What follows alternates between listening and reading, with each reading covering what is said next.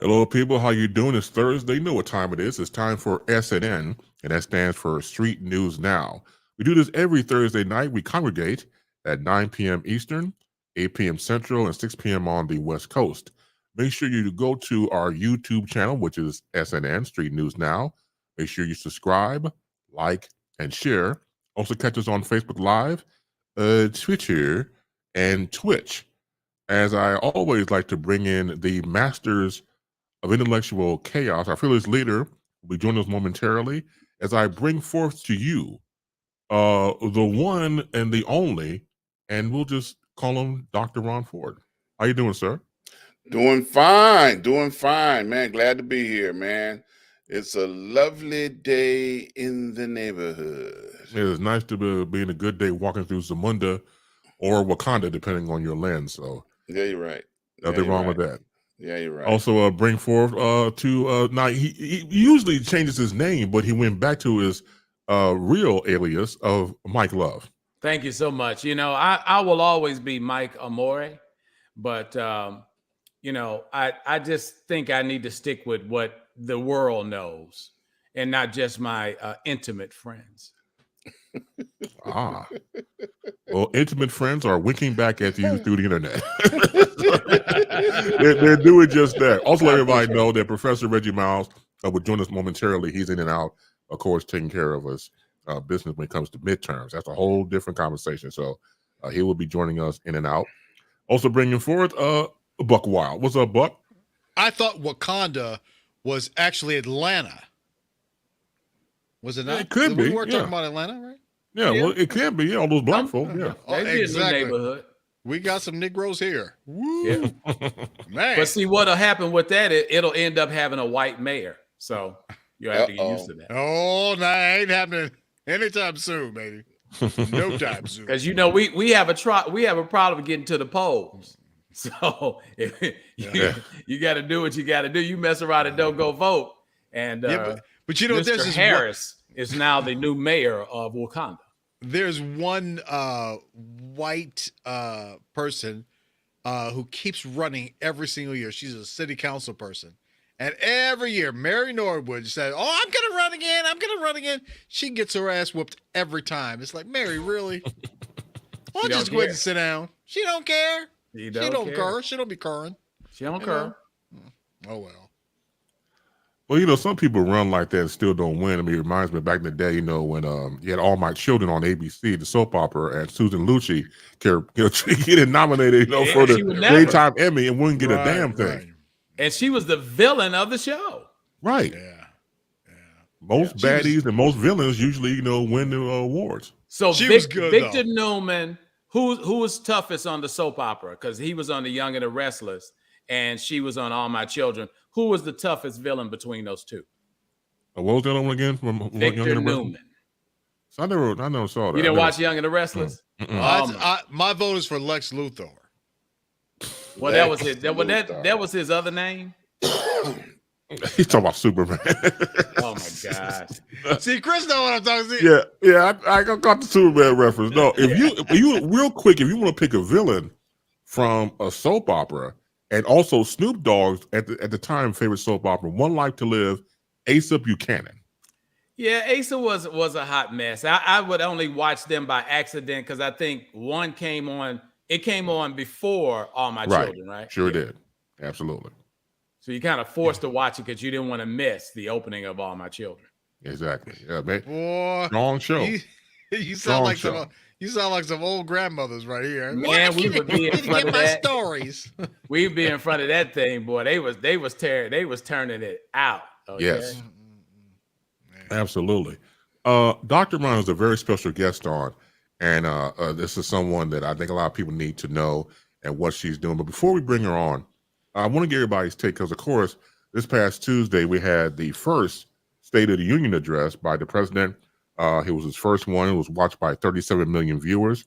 The president addressed, at the time, international chaos and domestic dysfunction, economy, the pandemic, to Russia's invasion of the Ukraine. I want to get the panel's take on that before we go to our guest. Well, who had more viewers? Did the NFL halftime show have more viewers, or did the State of the Union? That's a good question. I go back and research that. But currently, the State of the Union has 37 million viewers. Yeah, I think the NFL halftime show had like 100. Okay.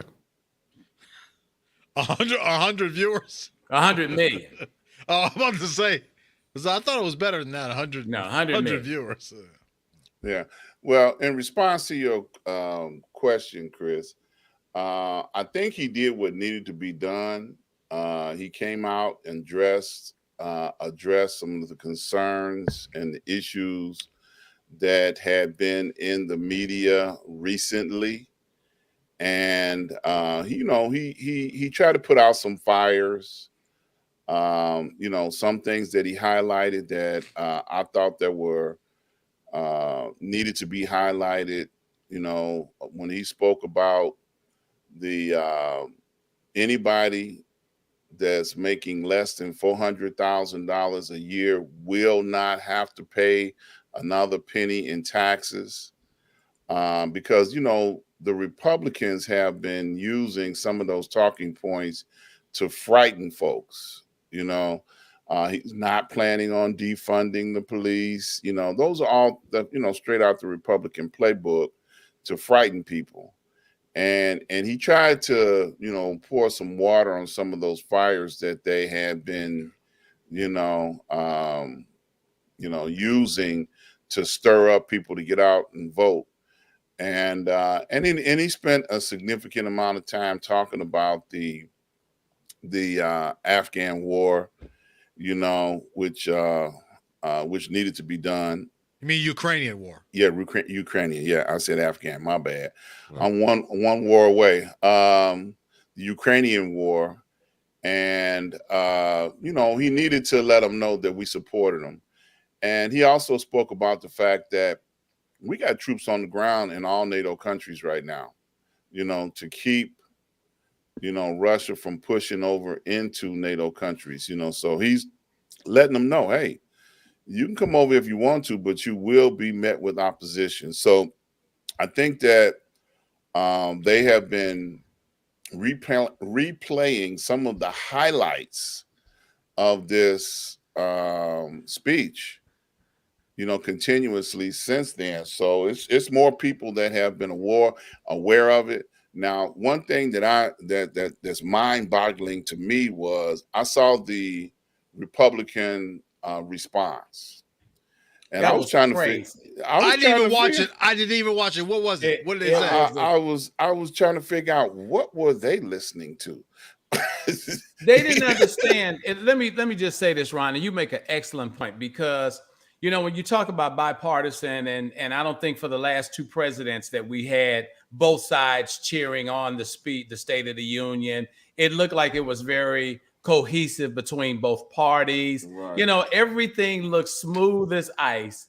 And then the governor of Iowa comes on, right, and just spilled red Kool-Aid all on the white carpet, as much as she could. And it was stupid. It didn't, right. To be honest with you, it wasn't even called that. They didn't need what do they call that? A rebuttal. Right. You honestly didn't need it. This was one of the times that a rebuttal wasn't necessary.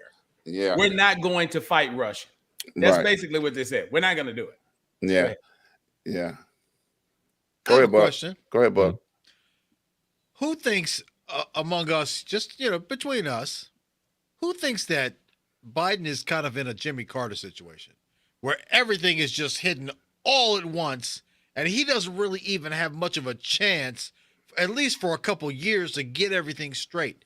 I mean, everything is just hidden all at once. Inflation, this Putin war, COVID, all at once. It's like, I mean, who could survive this and come out on top, and how long will it take? You think he's in a no-win situation? Just asking for a friend. Well, I don't think he's in a no-win situation. I think he was thrust in the middle of this situation to fix a problem that most Democrats get thrown into. Obama had the same situation. Republicans messed up a whole bunch of stuff, and then they want to turn it over to a president like Obama. And he fought hard to get things as straight as he could without any help whatsoever, I might add. But yes, there is a lot of things going on that he has to deal with. But like Mike was saying, this president offered up olive branches of peace throughout his entire presentation. He did. Yeah, He he did. did. You know, did. and for them to come back with a rebuttal talking about, you know, we ain't standing for this and we ain't falling for that, you know, just to keep conflict stirred up, Right. you know. Well, that's what they and- do, though. That's what they do. Well, yeah, but you know, he also told the truth when he said that, you know, when he spoke specifically to the previous administration offering, you know, tax breaks to all of the 1%, you know, that was supposed to trickle down economy that never happened and it never will. Never will. You know, so now we sitting here, you know, they made money, but the rest of the people in the world, the other 99% are suffering. You know, and he spoke about the food lines, you know, that people had to go through in order to be able to feed their family. I mean, he made tremendous points about where we are. And is it over? No. You know, I mean, he lifted mask mandates, you know, to appease as many people as he possibly could, you know, but, you know, when this thing starts turning back the other way, then he's not going to look, you know, like, oh, wow, we didn't see that coming. You know, I mean, that's what happened last time. But when you yield to the pressure of, you know, what the majority of people want to hear, want to feel like, you know, he's trying to appease people. Now, will it work? You know, only time will tell, but I don't think so. You know, I'm telling all my family, keep your mask on. He You know. needs something, though, because, I mean, his approval rating is in the toilet. I feel so bad when I saw that. I was like, Yeah, his oh, his man. approval rating actually is 41% Yeah. at this Which point. is So not really in the toilet, but okay. Well, you know, it's yeah. fairly Nice, low. isn't it? well, but it's low enough. The thing about the State of Union, under the circumstance, I think it was a very decent speech. Yeah. I think it's about as real as you can get to try to rally the troops, to try to let everybody know that we're praying for Ukraine and we're going to help Ukraine. And I think that was very solid. And of course, going into the economy along with the State of the Union thing was pretty cool. The only thing about it, I wish he would have addressed the idiots in the Republican Party that sided with Trump to say that Putin was a genius, because that destroys the mentality of what we're trying to do here as a united front. And going back to what you said earlier about the Republican response, you're right, Mike. In this situation, there should be none whatsoever. Yeah, It it was should nothing be to respond to. nothing. But again, you know how the right operates. They're the right to Attila the Hun. So everything they're going to do is going to be the exact polar opposite. Not even the time of trying to bond with another country to help them out. They still got to do with the playbook, as Dr. Ron just said. And so it's the damnedest of shame that we can't even come together when it comes to this situation. I mean, these are families, these are human beings whose lives have been destroyed in the past few days. Completely. But don't they write the response though even before the speech? So I mean, it was probably already set what they were going to say. Yeah, they don't wait till afterwards. They knew what they were going to say, and Right. and like you are saying, and what Base just covered, it was already etched in stone that they were going to do it, but it made it look stupid because there was nothing to clamp onto. Right. And so she's talking about Iowa, what they do in Iowa. Nobody cares about Iowa except for the caucuses. That's it. That's Nobody even talks about Iowa until that one time in our lives comes and they're going to go and do the vote. After that, nobody ever talks about it. So you know what I love though? What's that? I love when he says, I promised you that I will never lie to you, and I won't. I was like, you know what? That's some good stuff, because Trump lied so much. It was like, it's refreshing to hear that. But in Trump's mind, it wasn't a lie. It was all about marketing. The guy never gets off the marketing wheel. Marketing and numbers. Yeah, numbers. Right. I mean, that's all he's trying to do. I didn't lie. I sold. Yeah, I sold. That's it. Boy, that's Right. a good one. That's exactly That's the salesperson's creed right there. I didn't lie. There I sold. you go. There you go. That's it exactly. Well, I thank you, gentlemen, for your analysis on that, because like anything else, real quick, the thing about it is humanity should come first.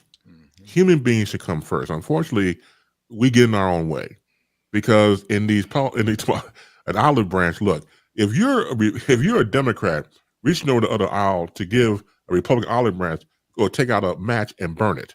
Yeah, they don't want to hear nothing about that. They're going to burn it. They're going to tell you to go to hell. And then, of course, we keep the differences between both parties. And for me, just as a registered Democrat, they need to get tougher on the national front. The Democrats need to, they just need to fight back a little more. I'm tired of, that's sick. No, ain't no kumbaya. If you hit me in the eye, there'll be 2 hits. I'm going to hit you in the throat and go fall on the floor. That's 2 hits right there. So it has to be, I'm not saying it has to be that all the time, but for them to sit there and say, no, ain't no, we don't have time for that. People have to realize that lives are at stake. The country's at stake. If you don't want to get on board with this, that's fine. We're going to try to help humanity. We're going to try to help Ukraine. The Republican bluff is very successful. It's unfortunate we have to say that, but they have it under control. And that's what they use to get their constituencies to vote for them, because that's all they do. They sell wolf tickets 24/7. All the time. Yep. All the time. Fear factor. And they have a strong, and they also have a strong a whip whose job is solely to keep everybody on the side of the party and make sure they're all in line. They fall in line with what the party wants. Yeah. They're strong in that department. And it's like eating candy. If you've never eaten it before, you come into that job as a senator or a congressperson, you all of a sudden realize the power that you never thought you would realize in your political life.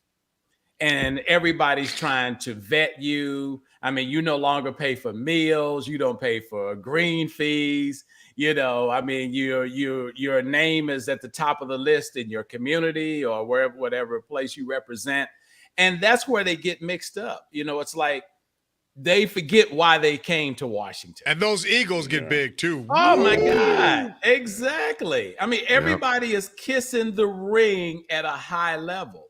Oh, yeah. Because they want something. We need a hospital bill. We need this over here. Can you redistrict that? Can you do this? And just the mere fact that someone is taking the time, hey, I just love to take you out for lunch. Can I take you to dinner? Whatever they got to do, they're working it. And so they lose their path to why they were elected to go to Washington. If you don't know anything about how Washington works, even though it was a movie, please watch The Distinguished Gentleman. I knew you were going to say Eddie that. Murphy. Man, I'm telling you, it covers all that. It covers all the inside tracks, and he did a great research on that movie, man. I'm telling you, Eddie Murphy's fantastic. It's one of the movies don't come up when you think about Eddie Murphy, but The Distinguished Gentleman, yes, that's a masterclass. Check it out. Fabulous. Absolutely. So, of course, we're going to segue into Dr. Ron's segment. Dr. Ron, of course, the floor is yours. Go right ahead, bro. Thank you. On last month, I was highly motivated to speak about things that took place in 1963 that we have not been able to accomplish in 2022. So since we have moved into another month, which they call Celebrating Women now, I thought I would change the subject by bringing on a woman that is worthy of celebration. And I would like to bring to the show for the very first time, Miss Jamie Gill, so that we can learn from her why she needs to be celebrated on Women's Celebration Month. Okay, they got a whole month. I just call all women need to be celebrated, but this young lady needs to be celebrated even the more. She is a person that is an author. She has taken adversity, things that have happened to her in her life, and have turned them into a celebration of life, and she does it so wonderfully. So all I can say is welcome to the show, Jamie. Welcome. Thank you. I didn't know I was coming for all of that. Well, thank you. Yeah. Our very attractive guest. Thank you. Oh, definitely. Hello, gentlemen. It is an honor to be in the room with you all tonight. Hello, viewing audience out there. I just saw Al Greer's name pop up. Hello, Al. It's my buddy Al. Yeah. So tell us, Jamie. I know you were just on my show this past Tuesday. Shameless plug. It You was so know, much fun. I have to get that out there.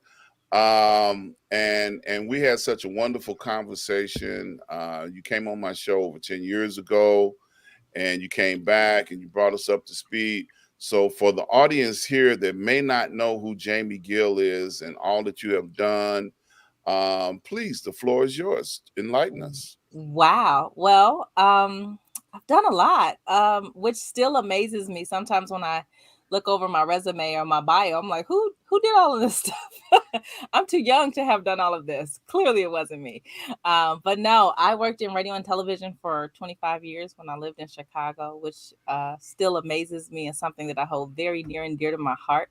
I was the television producer for New Faith Baptist Church for 22 years, helped them to go to television and do all of that fun stuff.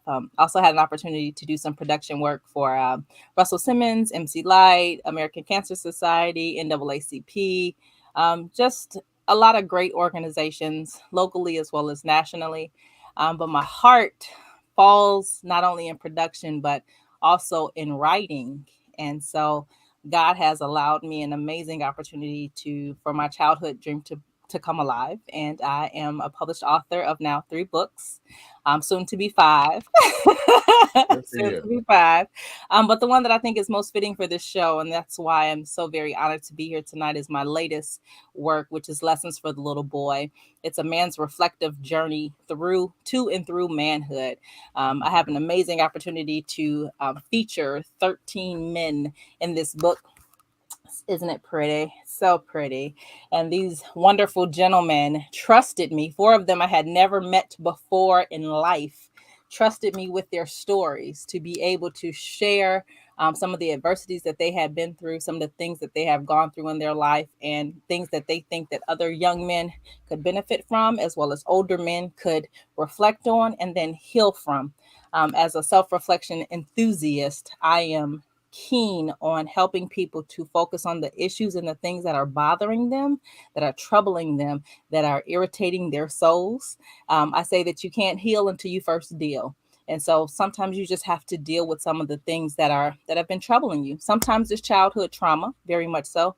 And sometimes it's just our perspective on things, because we've grown up a certain way or we've been around a certain group of people that we do not recognize that there may be another way to approach a situation in order for us to not only be better to other people, but also better to ourselves. So Lessons for Little Boy became an Amazon bestseller in 2 hours. It was released January 2nd of this year. And so this truly is my baby, even though I love all of my books, because this took 6 years to manifest. And it was something that I knew I had to do because men get a bad rap. They do. And Black men really get a bad rap. And as a Black woman, I believe that part of my mission on this earth is to not only encourage Black men, but to create the opportunities for them to not only be seen, but also celebrated and to be heard. So that's why I'm glad I'm here today. So Miss Jamie, Yes. out of all the Black men, were there any white men? Because I know you emphasized the Black ones. Were there white men Yes, there were, that helped celebrate? and here is the thing. I think that there is not enough conversation across the aisle. I have 2, I call them my brothers. I have 2 white men that are featured in this book. There were going to be more. God really put this cast together. As I told you, this book took 6 years to come together, and I had people signing up real quick and dropping out even faster. And some men even were in tears, just telling me that they were not ready to discuss. Now, mind you, I didn't tell anybody what to write about. There was only one man who had an assignment in this book, only one, because I wanted something very specific from him because he's a girl dad. So I wanted him to talk about that. But every other man, I said, write what's on your heart. And so it was just very interesting to me how many men came forward that was just like, I can't do it. I can't do it.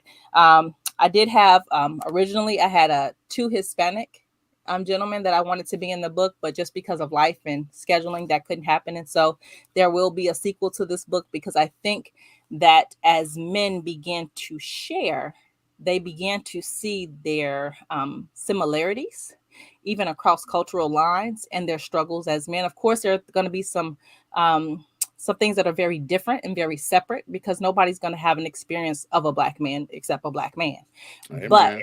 But as a man, or as a husband, or a father, a provider, as an employee or a business owner, I believe that you can learn from each other, with the same as women. And I encourage cross-cultural experiences on every endeavor of life, because I believe people ask me all the time, what's your favorite food? I say, I don't know. I haven't tasted it yet.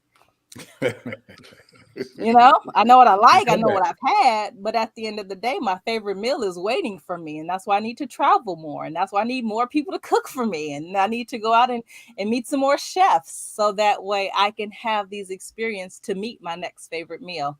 And so I think that once, especially living in Florida now, that statement has become even more true for me. Just the importance of us being able to have the necessary conversations cross-culturally, because ooh wee, ooh wee. You taking applications? Oh, you talking about for cooking? Oh yeah, only if you. I need references though, to make sure I'm not going to get sick or die. Well, that makes sense. Well, it's funny because you say to meet my next favorite meal. That sounds like another book. It might be. Yeah. Who knows? I don't plan on checking out anytime soon. So I'm always writing. If you would see my office space right now, you would see how many journals that I literally have, and I'm consistently writing, and the sizes of the journals vary. I mean, they go from little ones to real big ones. Like they're all shapes and sizes, because you just never know when you're going to feel inspired. I have voice apps. It's just things come all the time. And so I don't know what they're going to be. Sometimes it's just a Facebook post. Sometimes it's something for an article. Sometimes it's not even anything for me to share with anybody else. It's just for me to then reflect on. And so I have one of the things that I wrote that came to me that is now in my room. It says, create an environment that is conducive for growth. And I keep that in my office. So whether that means clean it up, purge it out, get rid of something, light some candles, set some music. Is this environment conducive for my growth? And if it's not, then we got to change it. So I got a question. You have a lot to say, yeah. I have a whole lot. How dangerous could this book be for women to learn more about men and how they function?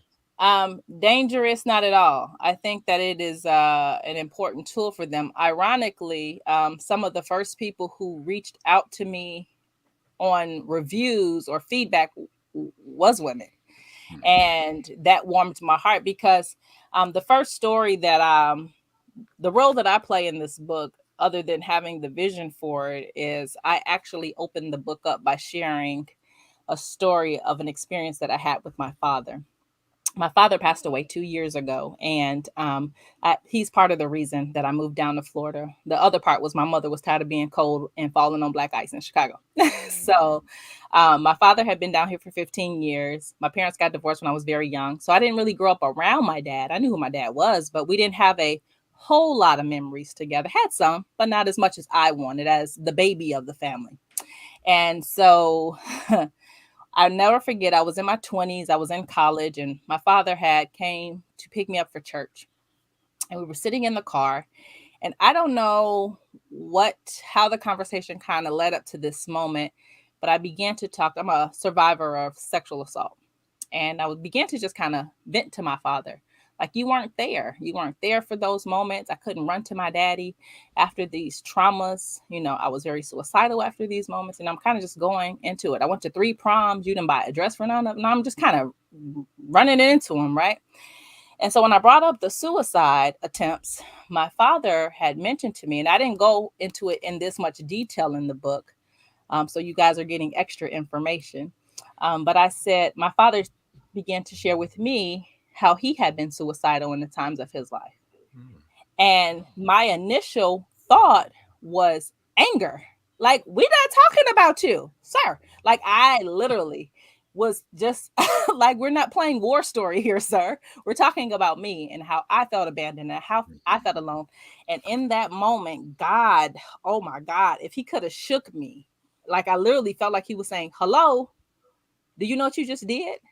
I had opened up a moment of vulnerability for my father to come into the room, and then I attacked him. And as I was attacking him, it was almost like I saw myself, and I just stopped and I listened. And I allowed my father to talk about his pain and his perspective and his life and his experiences. And it was in that moment that I recognized that I had to stop expecting my father to be a man that I wanted him to be, but love my father for the man that he was, for the good, the bad, the weaknesses, the indifference. My father loved me how he knew how to. It wasn't that he didn't love me, because I knew that. Here's the thing. I knew my father loved me. I just wanted him to express it differently. And so it was that moment that I began to recognize, like, if I just did this as a daughter, how many wives are doing this to their husbands? Or how many sisters are doing this to their brothers? Or how many? And so I just began to think about it. And I didn't grow up around women who bashed men. I grew up around women who taught us how to be strong women, but it wasn't at the sacrifice of a man's dignity. You know, I didn't grow up around those.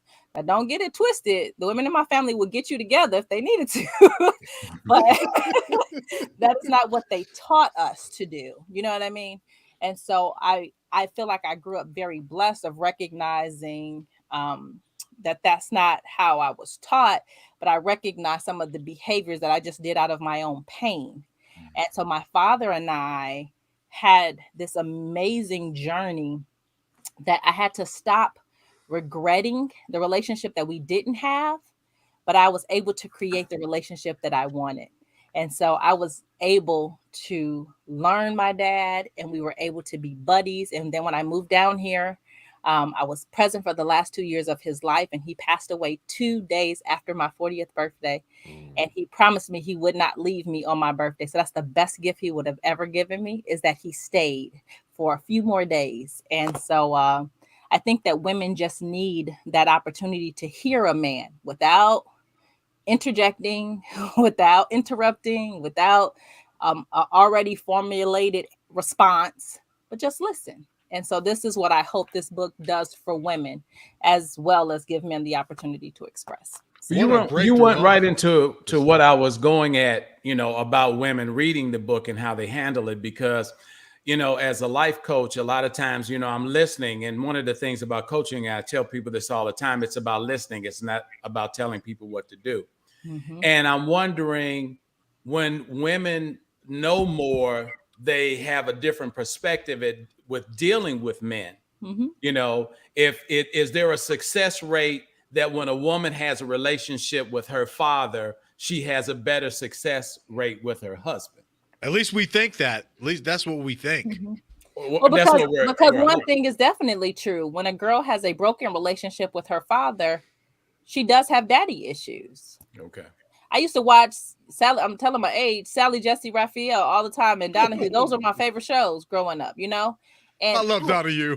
I would always hear these women coming out talking about, these psychologists coming out talking about, oh, she has daddy issues, daddy. I used to laugh.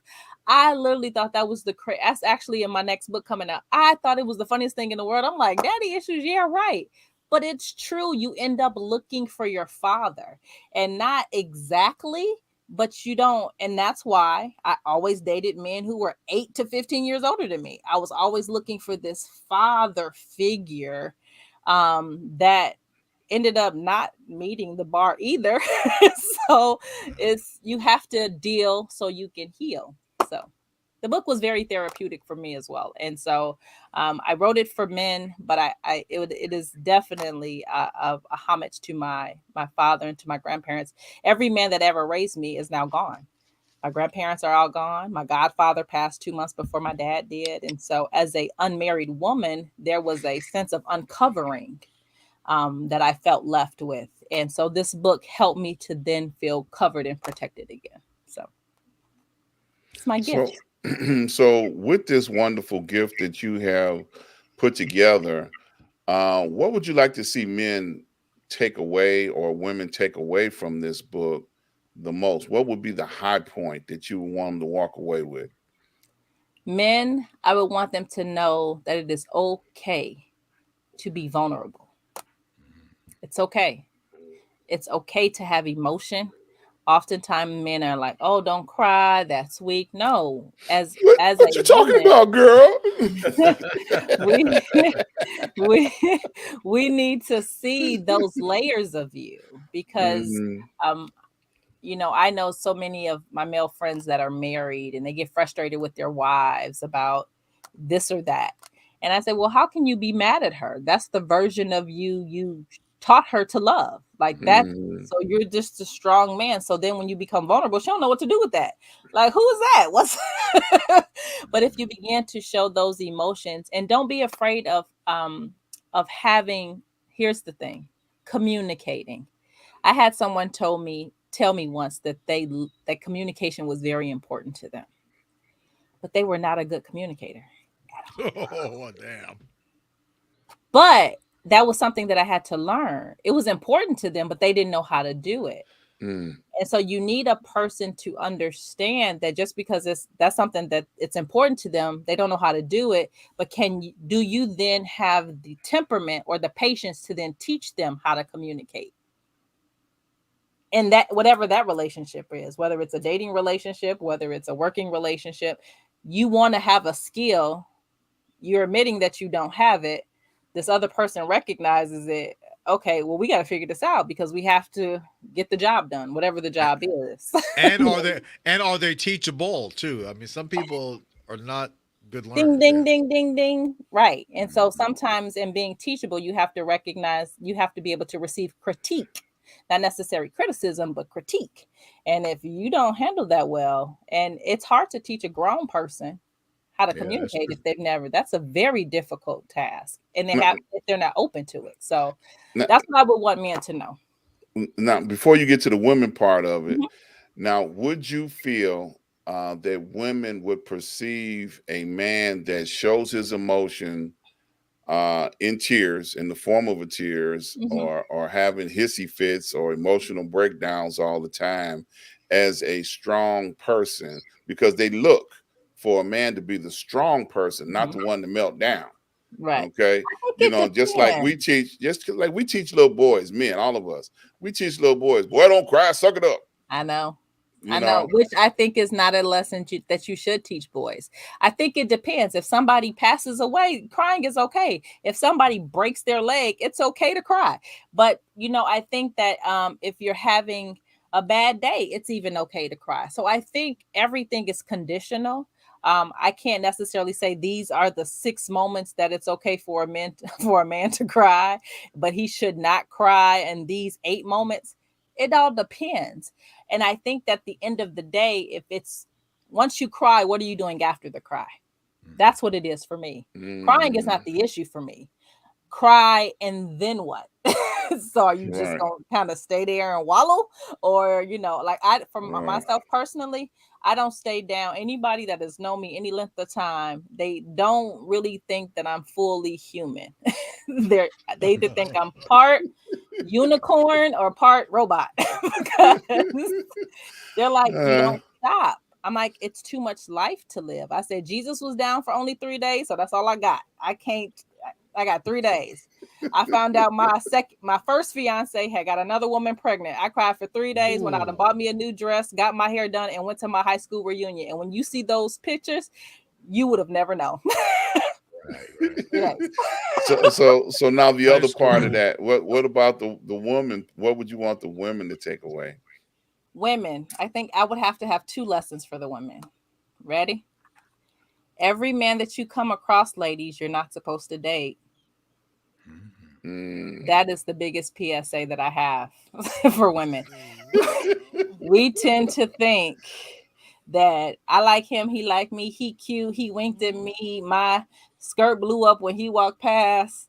that does not, that's not It's your a assignment. sign. It's a sign. Right. It's But a can some of that sign. be? But can some of that be desperation because you haven't dated in a long time, It or is. I have one of the books that I'm actually in a compilation that I talked about. I read Dr. Ron a little piece about in America. I've lived nowhere else, so I can only speak in America. There is this subliminal message that's taught to women that when you getting married, how many babies you gonna have? So that's always this thing that's always kind of hovering over your head, So you going through high school, you looking for your high school sweetheart. Maybe your prom date gonna be your husband. Okay, that didn't work out. You go to college, you join a sorority, you looking at the dudes in a fraternity. Oh, that's my husband over there. So there's always this thing that's kind of hovering over your head. You go to job interviews and they're asking you, are you married? Well, how many kids do you have? It's a constant thing that is brought up to women consistently. And then I began to ask people, well, what if I don't want to get married? What if I don't want to have kids? It's You just weird. like all of y'all eyes just got big. That happens to me all of the time. Now, it's not that I haven't yet, but I was determined, especially after I lost my father. I began to look at life a whole lot differently. That I began to realize that there is more value to me than my relationship status and what my womb can produce. That because oftentimes that as women, we feel like, oh, something's wrong with me. I'm not married yet. I haven't had a child yet. I haven't adopted a child yet. I had a guy ask me one time at the gas station. I was in my 30s and he says, oh, Jane, we went to high school together. Oh, it's good to see you. How you doing? Da-da-da. What's been going on? You married? No, I'm not married. You have any kids? No. What? You don't have no kids? Well, have you ever been pregnant? What? Negro, please. So he was alluding to the fact that either I had an abortion or a miscarriage, Right. which to me was very personal. yeah? And I was in shock and I laughed and I said, no, and I've never been pregnant. He was like, for real? Like, I was like a person that needed to be in the museum all of a sudden. Like, you're 35 and you don't have any kids and you've never been pregnant? Or you could be gay. Or you're a player. You're a player. No, those questions weren't asked because he knew my personality. Like, No, but he didn't have to ask that question. If he gets to the point where, as you said, no to the children, no to the marriage, then the next thing is you're going, okay, well, maybe she's gay. Yeah, and he didn't ask, and he did, but because he was perplexed. He was literally Got like, turned out. he was just like, wow, like he was like, wow, like he almost couldn't finish pumping his gas because he was so amazed that I had not gotten married or had any children. And so I just began to live my life a little bit differently. If those things happen for me, amen. But if they don't, amen. Life is still good. Yes, sir. Was he trying to holler though? That's the question. No, it wasn't even a moment like okay. that. It wasn't a moment like that. It was truly just two people that went to high school together, that shared four years of hallway space, that was just doing a quick catch up at the gas station. And I just began to realize, and I'm on this personal mission to allow women to know that stop, because I was that girl. I didn't pursue some of the colleges that I wanted to because of guys. I didn't do certain things because of guys. It was so much that I did and did not do because I like somebody, or I was in love with somebody. And so I've been there where my life had to be navigated based off my value being attached to my relationship status. And I understand that some of that goes back to biblical times where women couldn't own property and, men owned women and all of this other craziness. But like, okay, 2022, let's write a different narrative that Jamie is dope with or without a man, period. And that I still have value and I still have many things to offer the world. And at the end of the day, I can still be all feminine. I can still love men, support men, and go out on a date with the man without thinking on the first date, is this my husband? No, let's just share some time and space with each other and enjoy a good meal so I can find my new favorite meal and discover, because it may be a business venture that we do together. Or maybe you're the husband for my girlfriend and I'm the one that met you first, but then I could hook you up with my girl. But if Yeah. I mean, I don't think that everybody that I encounter is for me. Like, it's only one of me. So I don't know. That would be my first lesson to women is Well, let me pay you a compliment just for conversation. thank you. Okay. You're a very, very attractive woman. Damn sure. Now, from a male perspective, it's haunting to us to believe that you wouldn't be with somebody because a woman of your attractiveness can have whatever she wants, literally wrapped around your finger. This is And what so we the think. shallowness of a male perspective is sometimes that even brings fear to us because you could break hearts like playing cards. I mean, it'd be like bid whist. You just be bam, you out, bam, you out, bam, you out. And that's what we think. So we not taking into consideration that it's all, self-endured, that you want the right person, you want to do things for yourself. Ain't nobody's thinking about that but you. But when a man approaches you and goes, damn, she's fine, they're thinking you could have anybody. How is it that you don't have a man? It's impossible you don't have a man. You could have Barack Obama if he wasn't married. He's speaking the truth. He's speaking it. Yeah, that's how we think. I shared a funny story with Ron and break hearts and manipulate. Right, that's what a man thinks. You always know what to say and do. Oh no, don't get me flowing.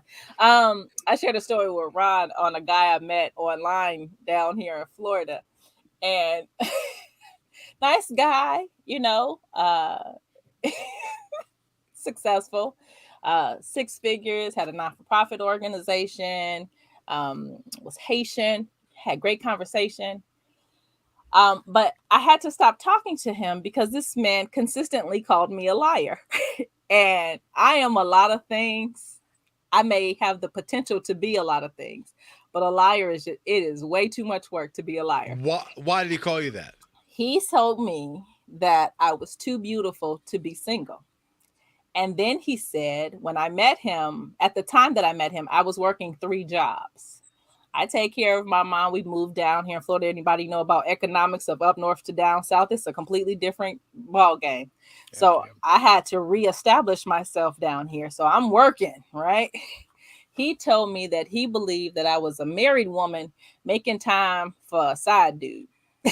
I love it. So, but you get my point. So I finally told him, after explaining and having to show him my work schedule. Nobody's believing what you're talking about. I finally told this man, I'm sorry you're used to dating ugly, lazy women, but this I can no longer. Well. I'm sorry. Oh my goodness. You're ambitious, so how come I can't be ambitious? You take care. He was divorced. He had 3 children. Just because I don't have any children, that doesn't mean my grind is even, is slower. Just because, I got goals. I like to travel. Me and my mother like to go to nice places. Like, these are things that we enjoy doing. So I need to be able to finance that. And he literally, well, thank you, Mr. Vance. I appreciate that. It was a trip. I had to get out because he just began to just second guess me. And I think the final straw with my sister and I left Florida. We were driving my niece. She was moving to Texas. We were driving her to Texas and we literally were coming back. That after we dropped her stuff, I was coming right back because we both had to be at work. We both work in healthcare now. And I called him, mind you, he didn't call and check on me on the road. I called him like, hey, just want to let you know, we're in Atlanta, blah, blah, blah. And so his first response to me was, so what man house you spending the night over? I said, okay, consider this the last text from me. I hope you enjoy your life and you find somebody that you can see all the time and talk to all the time, because this I cannot do. So, well, he was a little insecure. You could tell that. A little. A lot. Oh my God. But what was crazy is he traveled for work. He was an insurance adjuster. So he was always in another state, always in another city. And doing dirt. He was doing dirt. I didn't care. He wasn't my man. We were just getting to know each other. Yeah. So, but I'm saying people who do dirt always think everybody else is doing dirt too. Well, I'm not going to, I see you red beans, brown rice. I'm not going to put them all together because I have some great Haitian men friends, but that Haitian man, no. Well, Good I luck. look, really don't. I look. don't really believe that it's a level of insecurity. I just really believe how I started the conversation with the compliment that I gave you, and the mental capacity of how men look at women, because it's physical first and foremost. Mhm. A man Mhm. never looks at a woman and thinks about her heart. Right. The Of first course. thing you look at, he's a Wow. professor. Are you trying to see my heart, Professor? Are you trying to see my heart? Yeah, he Yeah. was. Yeah, he was like, let me see if I can find out. Man, Look, can I jump in here for a second? We're looking at the heart right there. Yeah. I need to ask the question of Chris, because he's our commentator for the day. Because Jamie can take this whole show and run I it the didn't mean to whole take 2 over, hours. gentlemen. I really did. No, we don't You think can it's have that, it. but I'm just gonna ask Chris, can we have a few more minutes for everybody to get their questions out before we let the honoree? We're celebrating, Women's Month, and the Queen of the Month is here with us, and wonderful start for the show of this month. So I'm gonna ask the question of Chris, can she take a few more minutes? Yeah, of course. I mean, look, I'm all cool with it. I'm sure the panel's cool with it. I'm sure Jamie's Okay. cool with it. So we just rock and roll. Okay, cool. So anybody Thank got you, any more Paul. questions Thank of our guest tonight? Go right ahead. No, we just want to keep her on screen for a little while longer. That's all. I'll hang out with you guys. The show don't have to be about me. I'll still hang out though. You know what, hey Ron, I took tonight off. the silence of the professor is killing me. Is there some hi, Professor? What's up? Hi, How you Professor. doing? It's good What's to up? see you. Listen, I'm just Hi, listening to these Professor. guys because in my other life I was a player. So From the I'm not, Himalayas. I'm not fazed by nothing you say. And in no way I listen, I gave up my player's card to be a married man. I gave it up. Yes, he did. I love my wife.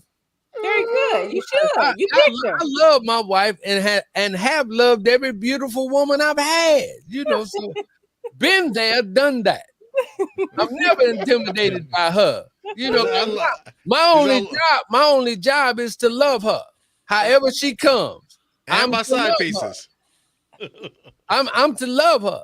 Because Kidding. however it works out.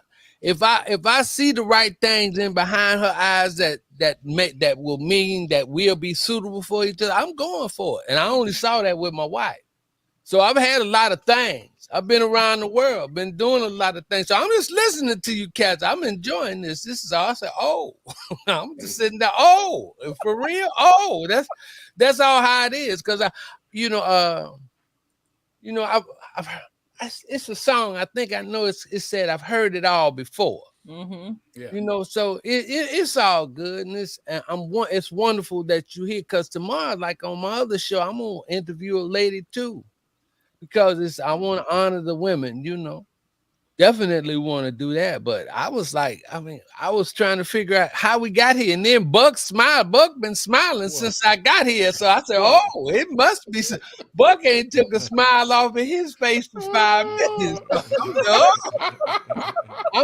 And Bass is cool. Bass is in the corner, cool, and My then Mike. buddy Bass. Yeah, Mike coming in with some heavy stuff, and then I'm looking at Dr. Ron. I'm saying, oh, what is he gonna do? And then Dr. Ron is being You never returned. know what Dr. Ron's gonna do. Yeah, so I had Absolutely to lay back. So I had to lay back with myself. But for some guys, for beautiful women, see, and I'm gonna tell you this just straight out game. See, a lot of times people give us credit for being whatever, but we get stunned by beautiful women, right? Yeah. We get stunned, and we stupid. We actually get stupid, because like some women, beautiful women, it's like when I talk to them, they'll say, first of all, they done already decided whether they want to be with you or not. They just hoping that you don't say nothing stupid to them. Right. Okay. They hoping that your breath stink, don't stink, and that you won't say anything stupid. Because if you say something stupid, you can't recover from that. Because the first thing she gonna say is, dude, you had it. It was right there. But you blew it because you said something stupid. We've all done that. Not me. You have. Not me. Yeah, I definitely have. Not me. Because I'm definitely have. gonna shut up. I'm gonna shut up. That's smart. That's smart. I'm gonna shut up. I think the one time when I got stunned, now I'll go back and take that back. The one time I got stunned, and she was really beautiful. And cats, when they see a woman, they start humming. They start humming and mumbling, and then they'll start picking up these old crazy words. Now I'm talking about on the level of the street. Now you may not know this, and then a brother end up saying, "Well, you know what I'm saying." So me and my dumb butt was hemming and humming to this woman, and I happened to say, "Well, you know what I'm saying," and she said, "No, I don't know what you're saying. I wish you would tell me what you saying." And by the time she got finished calling me out, I shrunk. I was about this big, and my boy had to pick me up and put me in his pocket and take me because I was embarrassed. So you learn a lesson.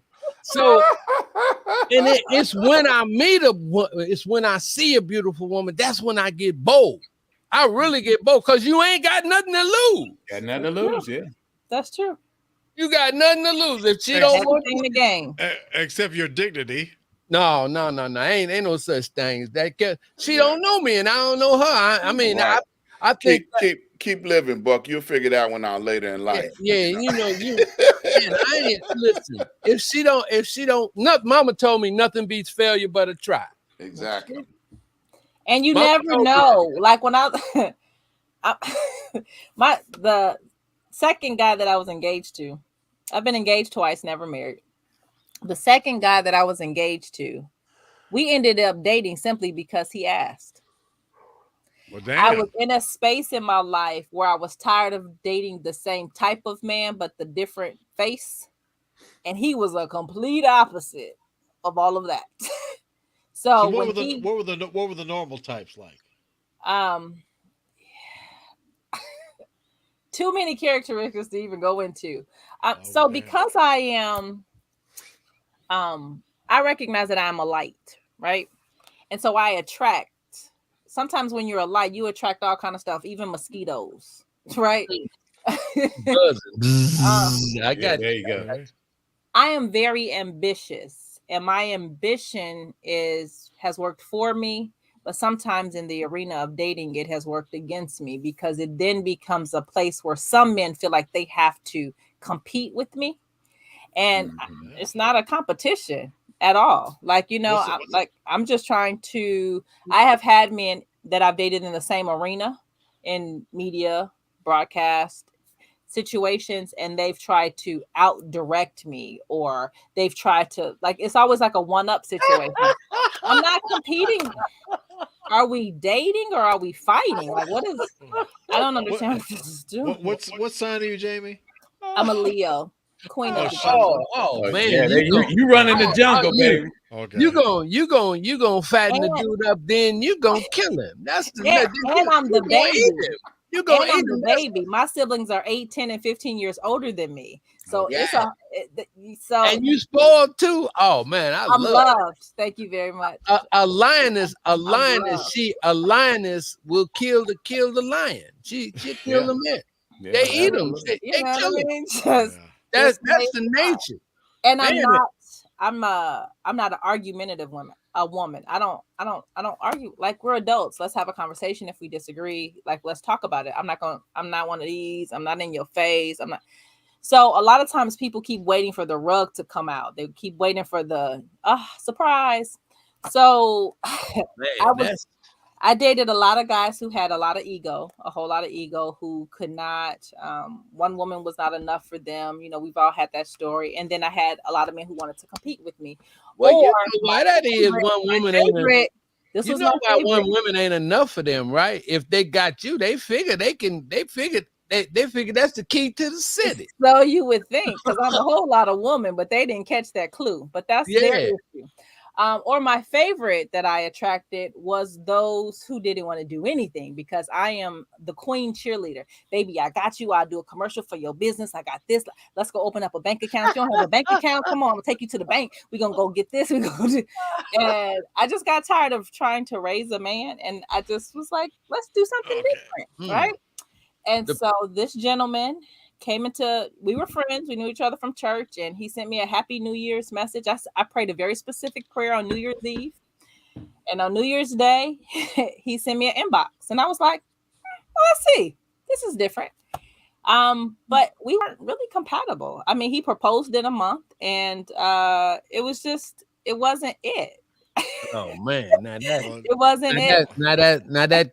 that compatibility thing. Now what is that? So here, from my perspective, because I'm sure you'll get a lot of answers about compatibility. I am the type of person that I believe that wherever the areas of my weakness can be your areas of strength, and we kind of balance each other out, and vice versa. And so, I keep bringing up my ambition because it really, especially living here in Florida, it's really an issue for people. They don't like the fact, or they don't know how to deal with the fact that I'm going to go for my dreams 1000%. Like I'm going to work. I work at the hospital currently. I work overnights. And there was one particular week where I worked at the hospital 13 hours. I left. I went and worked at my second job at the diner, then went right back to the hospital. I worked like this for 3 days straight.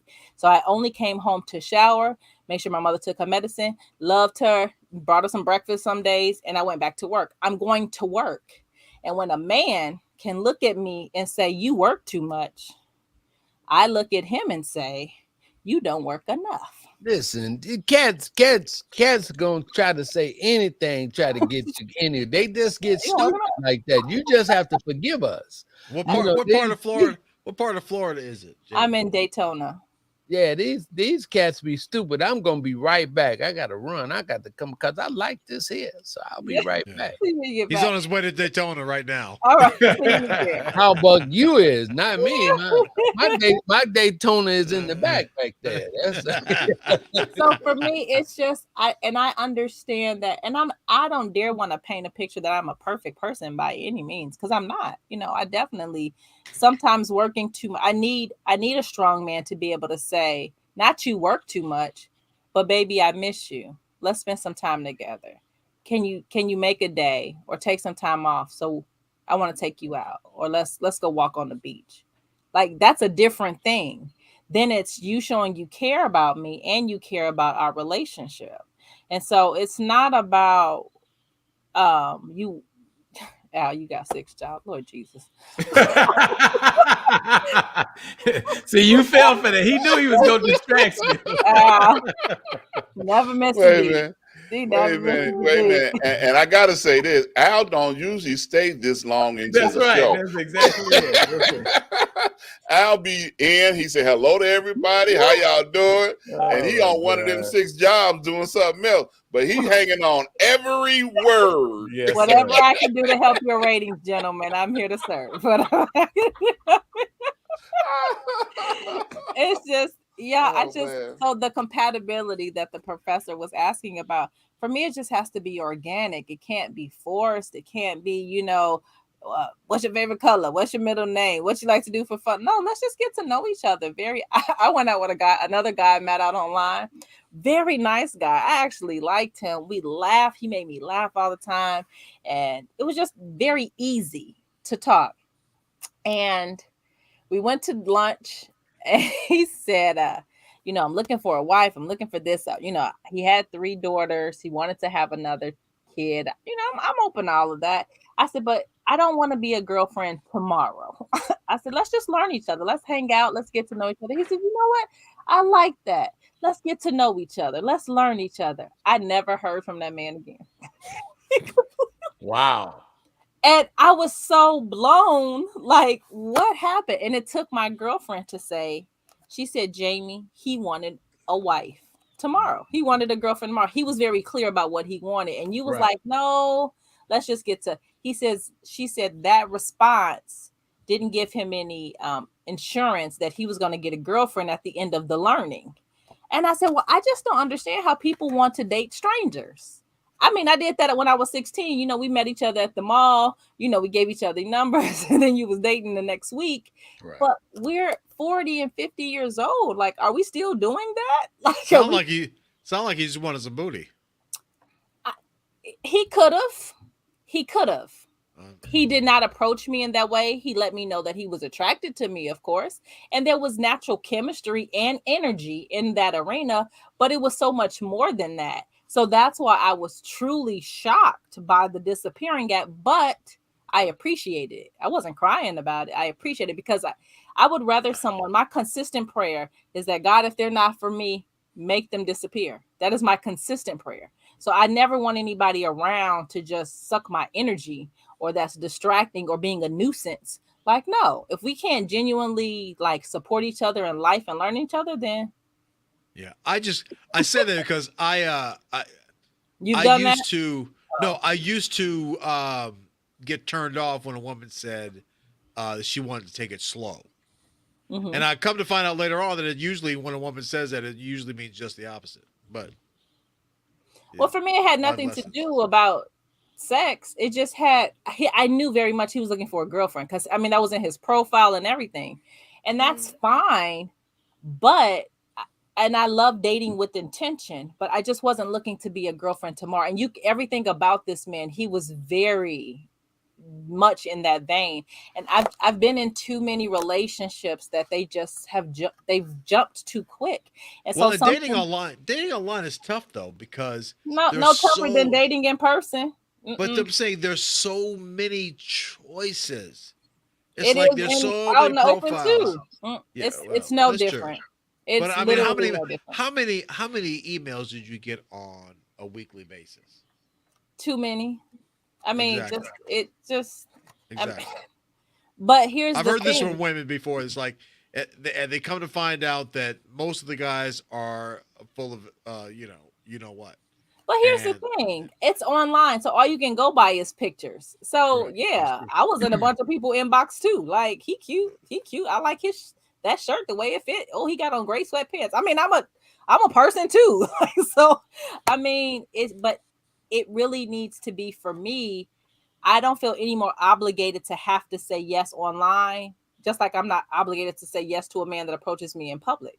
It's scary these days because I know a young lady in Chicago that actually got killed because a guy asked for her number and she said no. And this was a baby that I watched grow up, and she ended up losing her life. And so for women, we have to finesse it, because you could literally lose your life rejecting a man nowadays. And so you can't, I've never been especially like you can ask Chris and Ron, they've known me for years. I'm a very pleasant spirit 98% of the time. Like, this is just they call me Tinkerbell at work. Like, I'm always genuinely happy. And so but when you're being approached by a man, I shouldn't have to feel obligated to give you my number just because you asked for it. Right. I shouldn't have to lie and say I'm in a relationship. If I'm not interested, or if that's not what I want to do, then that should be respected. But a lot of time in this day and age, it's not. So you got to be, as women, we have to be careful. One of the things that we find in I'm sorry, Ron, were you going to say something? Yeah, I was going to ask a question.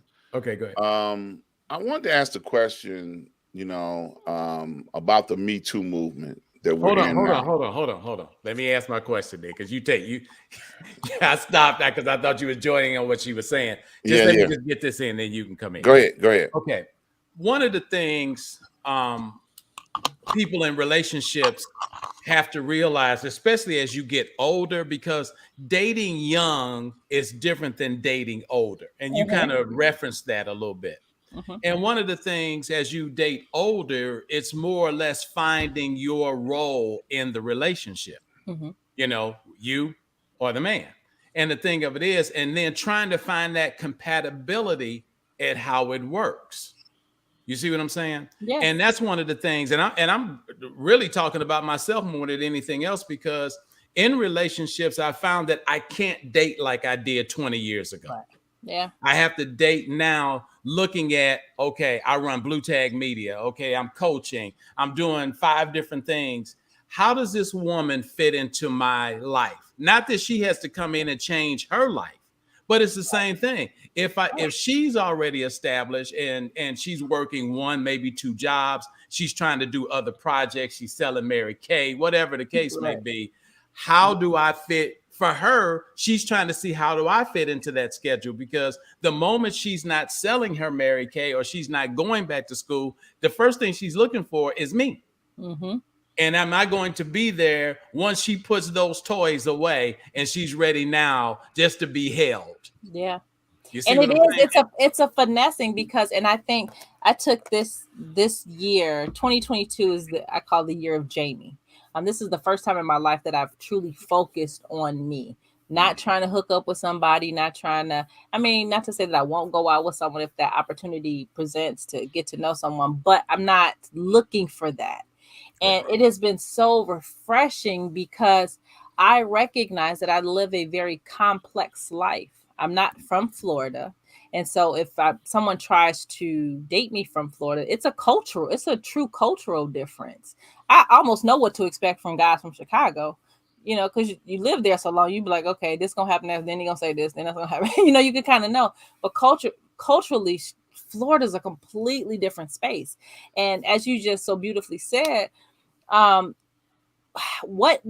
have to define what it is I'm looking for. And at the end of most days, I just need a safe space or somebody that I can kind of unwind with, not something that's going to be more work. Relationships are going to be effort, but I don't want to have to work when I get off of work. Right. And so whatever that is, I want someone to be able to celebrate my successes with me, hold me in my sad days, help encourage me, because the strong person gets weak too sometimes. And so to be able to see those moments and not be like, oh my God, what's wrong with you? Because that happened to me before. Like, they didn't know what to do with me when I cried because they were so used to me being strong. And then it's just like, no, that there is a very tender soul inside of this lioness.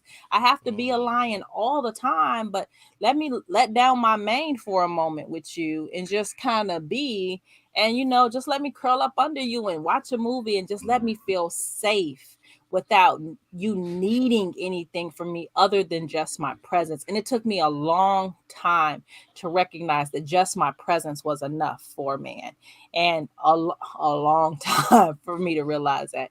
And so now as I navigate life, I had to learn self-love for myself to know that I didn't need that from another person, that it had to come from here first. But secondly, if I am going to have someone in my life, then it has to be something that can fit, because my life is very different, and I travel, and I'm on radio shows with men, and I don't need them calling me talking about, I saw how that man was laughing when you sit.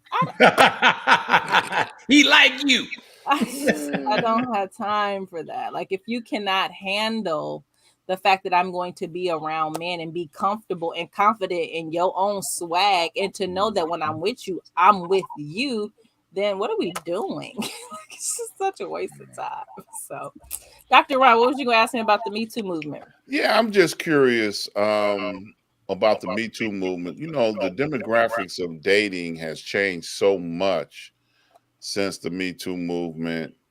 Whether it's in person or internet dating, it's just so many fear factors that have come into play now. What would you say would be an advice that you can give in this era that we have because of so many fear factors, because of the Me Too movement? Well, I think that to thy own self be true, I guess, is the first thing that kind of comes to my mind. A lot of times, I don't believe that anybody should date until they really have a true sense of who they are. There are a lot of years I should not have dated, period. I should not have dated just because I was still trying to figure out Jamie. But I used to be a toxic people pleaser. Like, I just wanted to please people so much to the point of exhaustion. I remember there was a relationship that I was in, and Ron, you know who I'm talking about, but we're gonna leave his identity silent for the show. Protect the innocent. He wasn't innocent. Protect him anyway. At all. But I remember, you know how you pray and you ask the Lord to show you a sign, show you a sign, show you a sign. God had showed me so many signs. If I heard his voice, he was pointing, neon lights, glitter, all of it. And I literally, I'll never forget it. I never forget where I was in the moment. And God said to me, be prepared for the consequences you will endure from the decision that you have made. And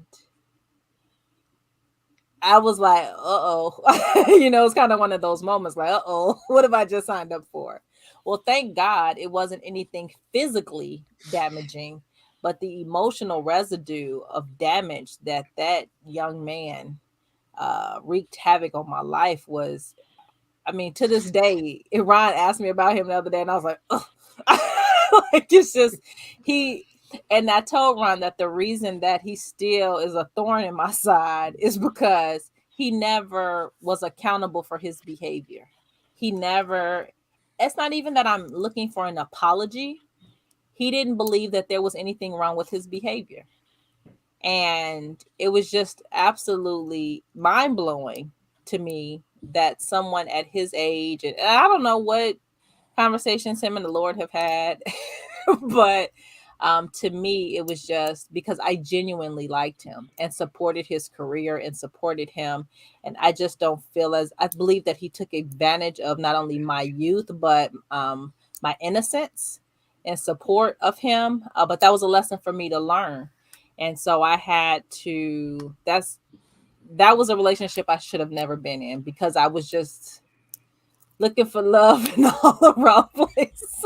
Looking for love. So I think that to thy own self be true, first and foremost. And two, much like I said about this book, is that ladies, every man that you encounter, don't expect anything more than you can give. I think that it's oftentimes women give men such a hard ride. They have to make six figures. Do you make six figures? You know, they have to have, you know, this six pack. Do you have a six pack? Like, I just think that sometimes we can be unfair to men and we just expect the most out of them.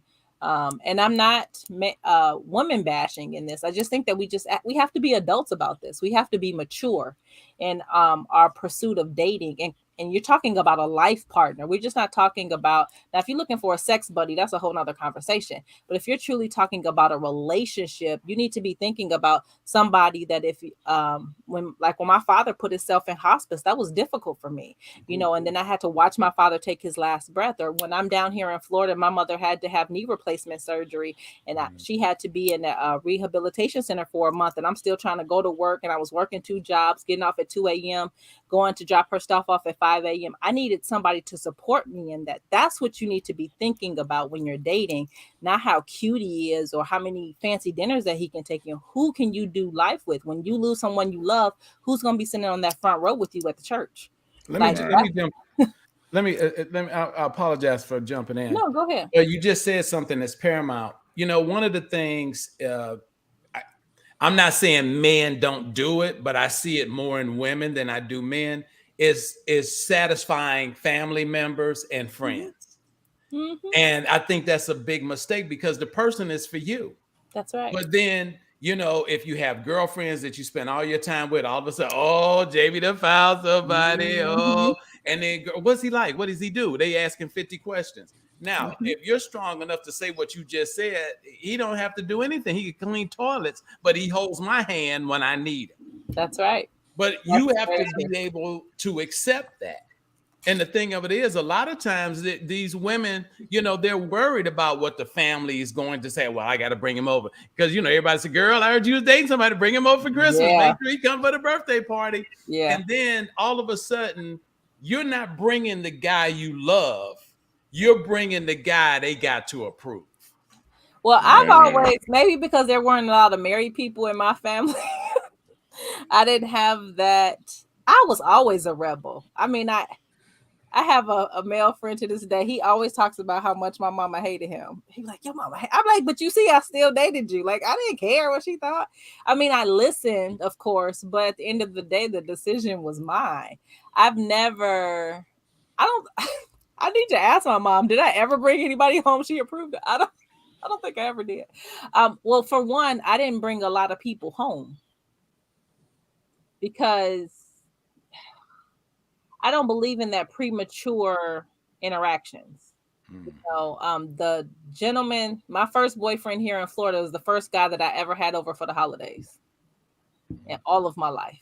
I Wow. just don't believe in interjecting your lives with people too soon, too early. Like I just because it's happened to me. I've dated men with children, and then I love their kids, and then the relationship doesn't work out, and I can't talk to the kids anymore. Or can I talk to the kids, or can I still talk to your mama? Can I like it's just it gets too convoluted and frustrating, and I have relation because I am a relationship builder by nature, and so when relationships ends, it becomes I still have to this day exes whose family members like, well, we still gonna talk to Jamie, okay, because we like her, you know. And so, and I'm cool with most of my exes. There's only probably a few who don't talk to me to this day, but I still talk to their family members. And I just because again, this is bigger than me. Our date, my whole existence on this planet is bigger than my feelings for you, your feelings for me, what we thought was going to happen. And so I am not going to allow my ego to get in the way because our relationship didn't work out. That doesn't mean that our impact in each other's lives need to stop. Now you could be in your feelings because our relationship didn't work out. And I think I try to handle any relationship that ends, whether they ended it or I ended it or it just ended. I still try to be mature about it, and I don't try to have your name out here bad in the streets. And I try to still treat you with respect, speak to you when I see you, wish you happy birthday if I feel so led to, check on you if I hear you in the hospital because I'm just a decent human being. But if it's really just about no, you're not my woman, I'm not your man, all of that craziness, then maybe we should have never been dating in the first place. So, Well, we've always heard the term "you got to come correct" when it comes to relationships or even talking to people, and you have to come correct and get your own self in order before you start to embrace people. You have to embrace yourself before you start embracing others. And the that's thing true. also about that is the fact that we don't come correct. We don't have our house in order. So we're bringing damaged goods from the beginning if you're not careful. And so that's where all gets tricky at because you may think you're all right, but you're not all right. You still got a lot of work to do. So it's a matter of self-reflection and self um, growing. And I do agree wholeheartedly, Jamie said about things becoming organic. If it's organic, if it's natural, it's it's a natural progress of order Mm-hmm. when that happens.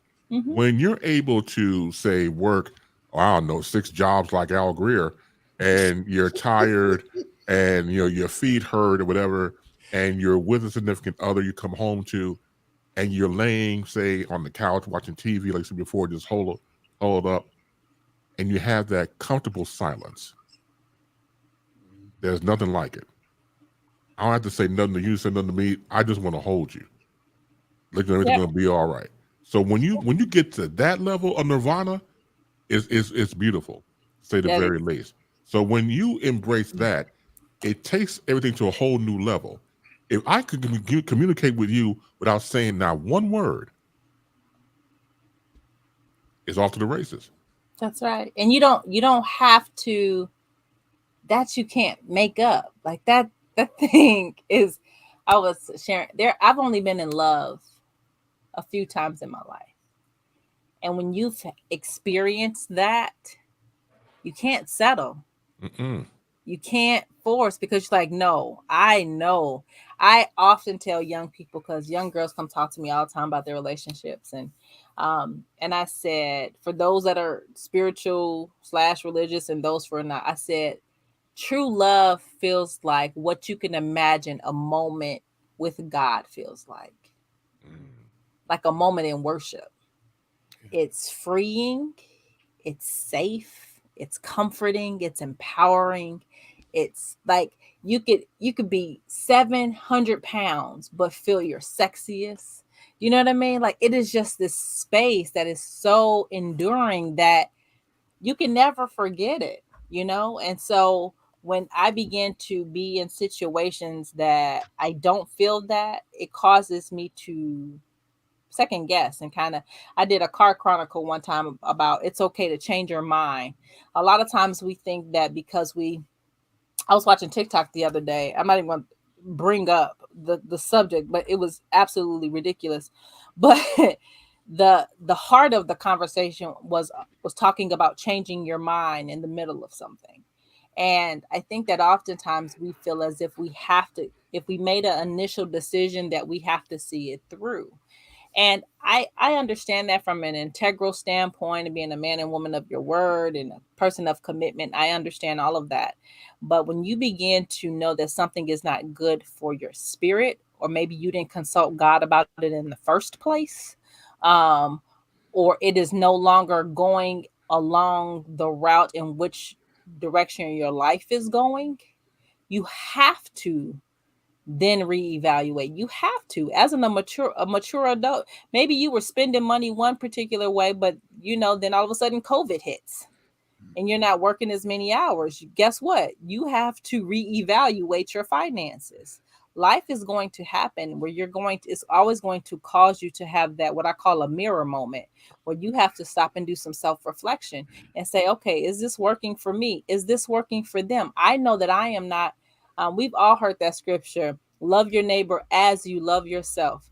That biggest word in that sentence is the smallest word, as, A-S. To the degree and measure in which you're able to do for yourself, that is what you can do for another.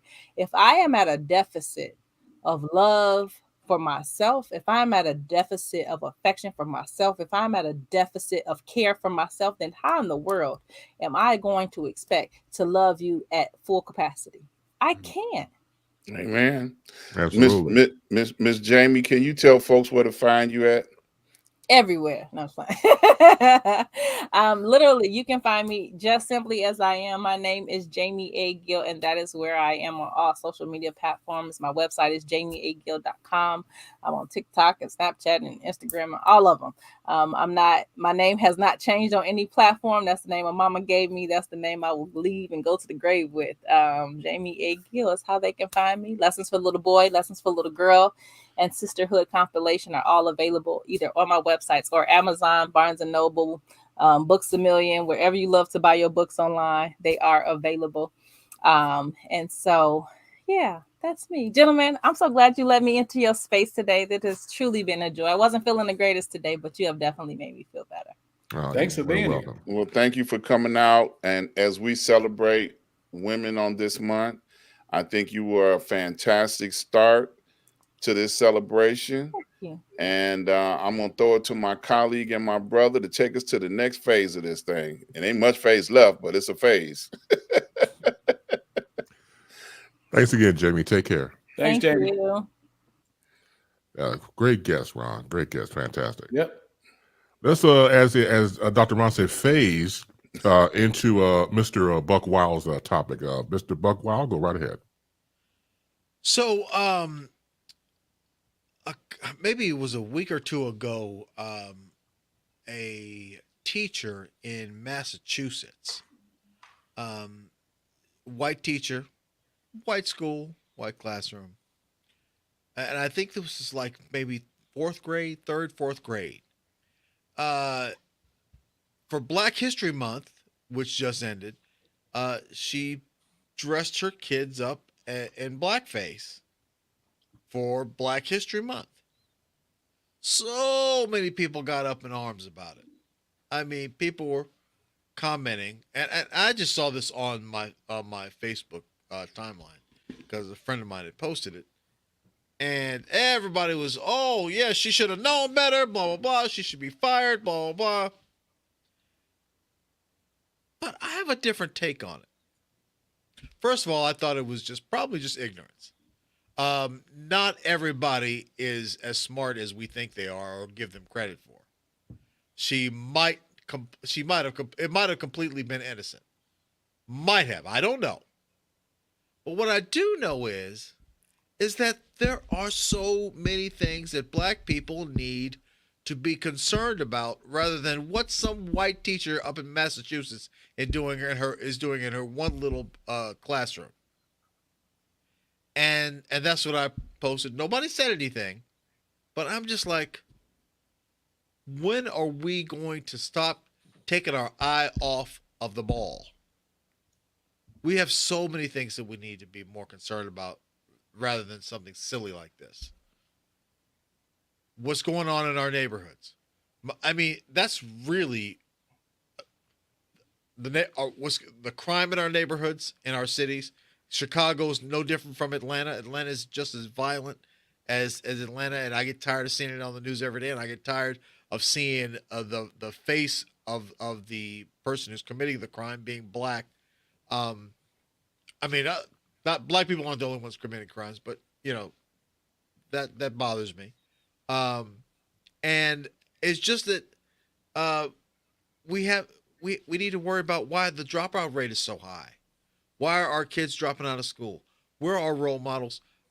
Just a whole host of other things that black people need to be worried about rather than just some silly crap like this. What are your thoughts? Going back to talking about critical race theory that Dr. Ron has been covering, where's the responsibility lie? That's where I always ask the question. Where is the responsibility?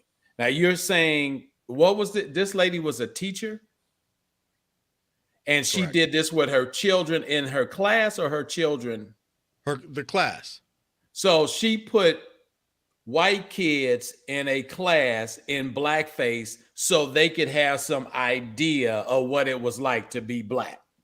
Correct. Okay. From what I understand. What was it? I'm sorry. From what I understand. Okay. What did the school do about this? You know what? I was so through with the topic, I didn't even follow up. So I don't know. That would be the first thing that I would want to know, because immediately she should be fired. Okay.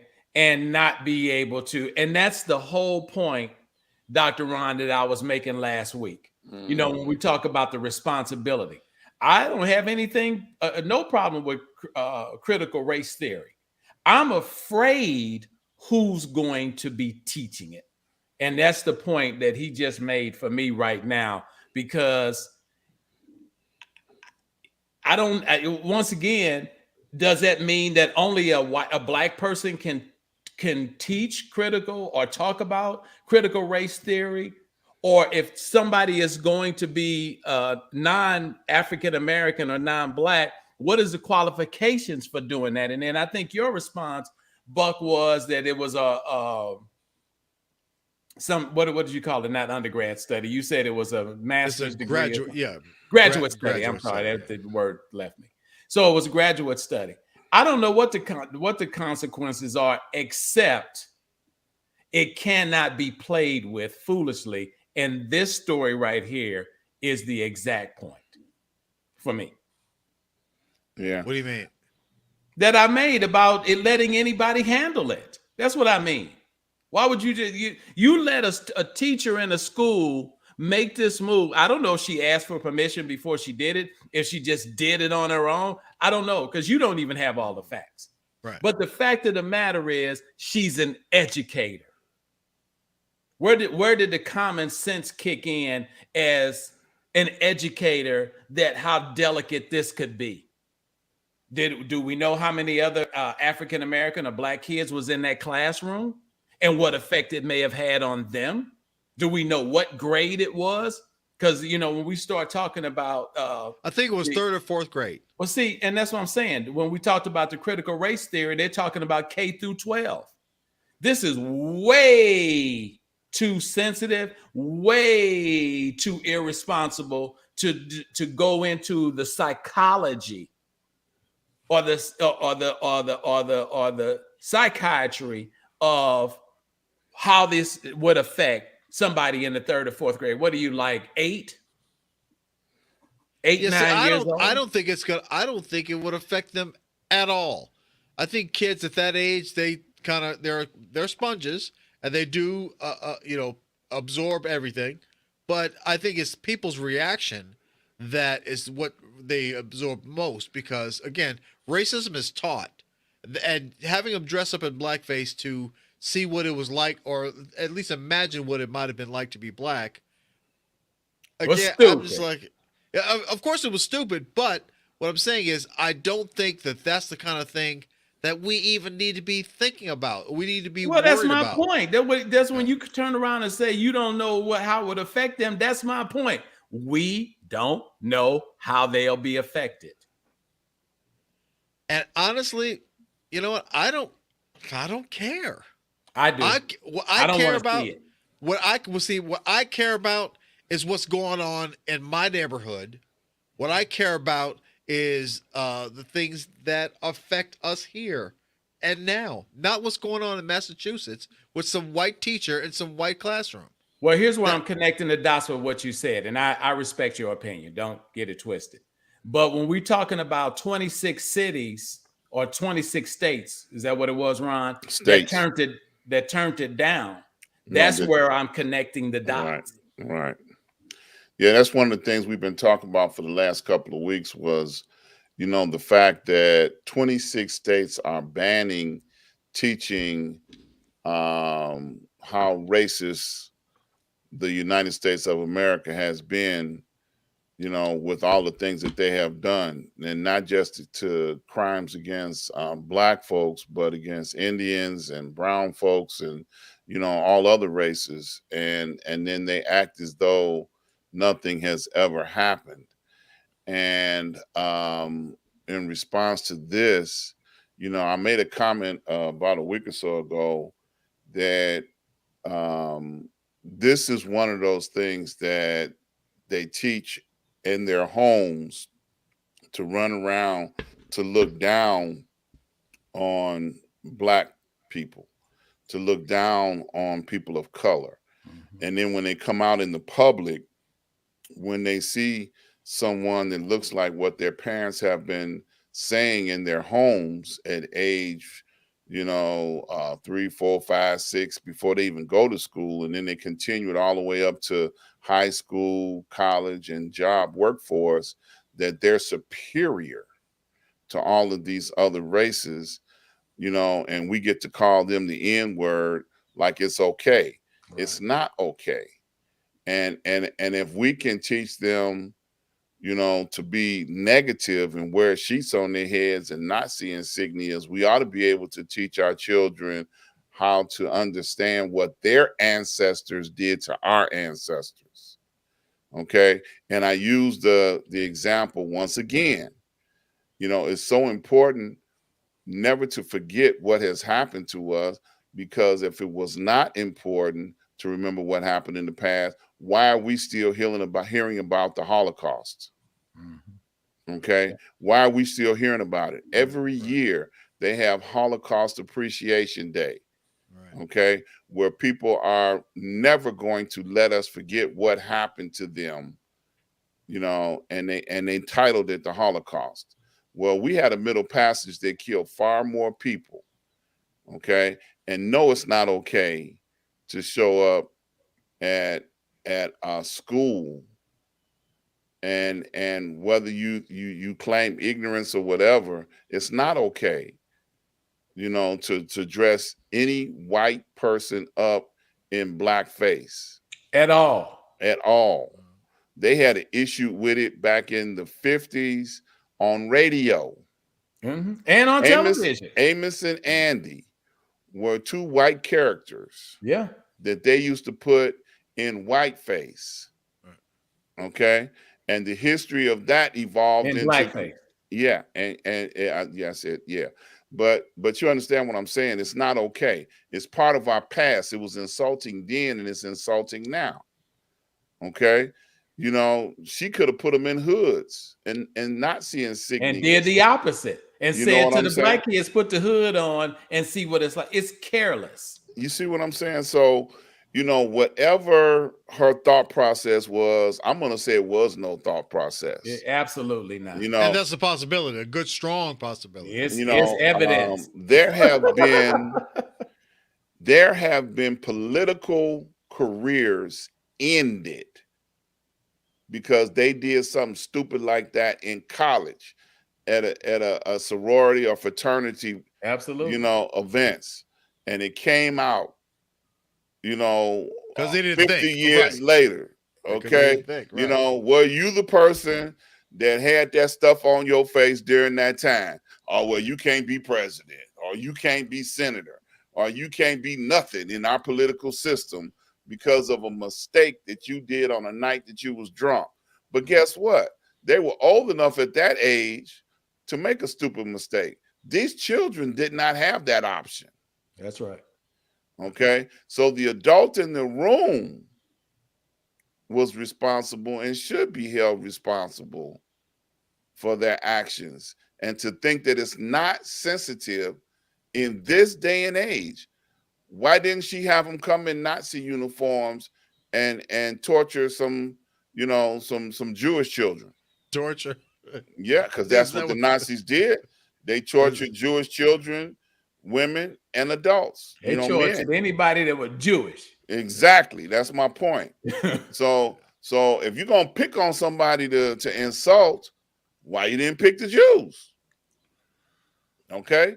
So you know, I'm opposite of you, Buck, on this one.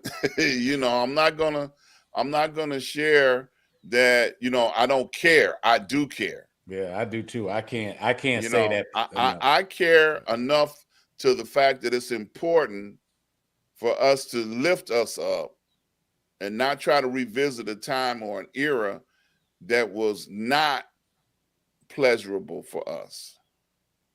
Yeah, I see, and I respect that. I respect that.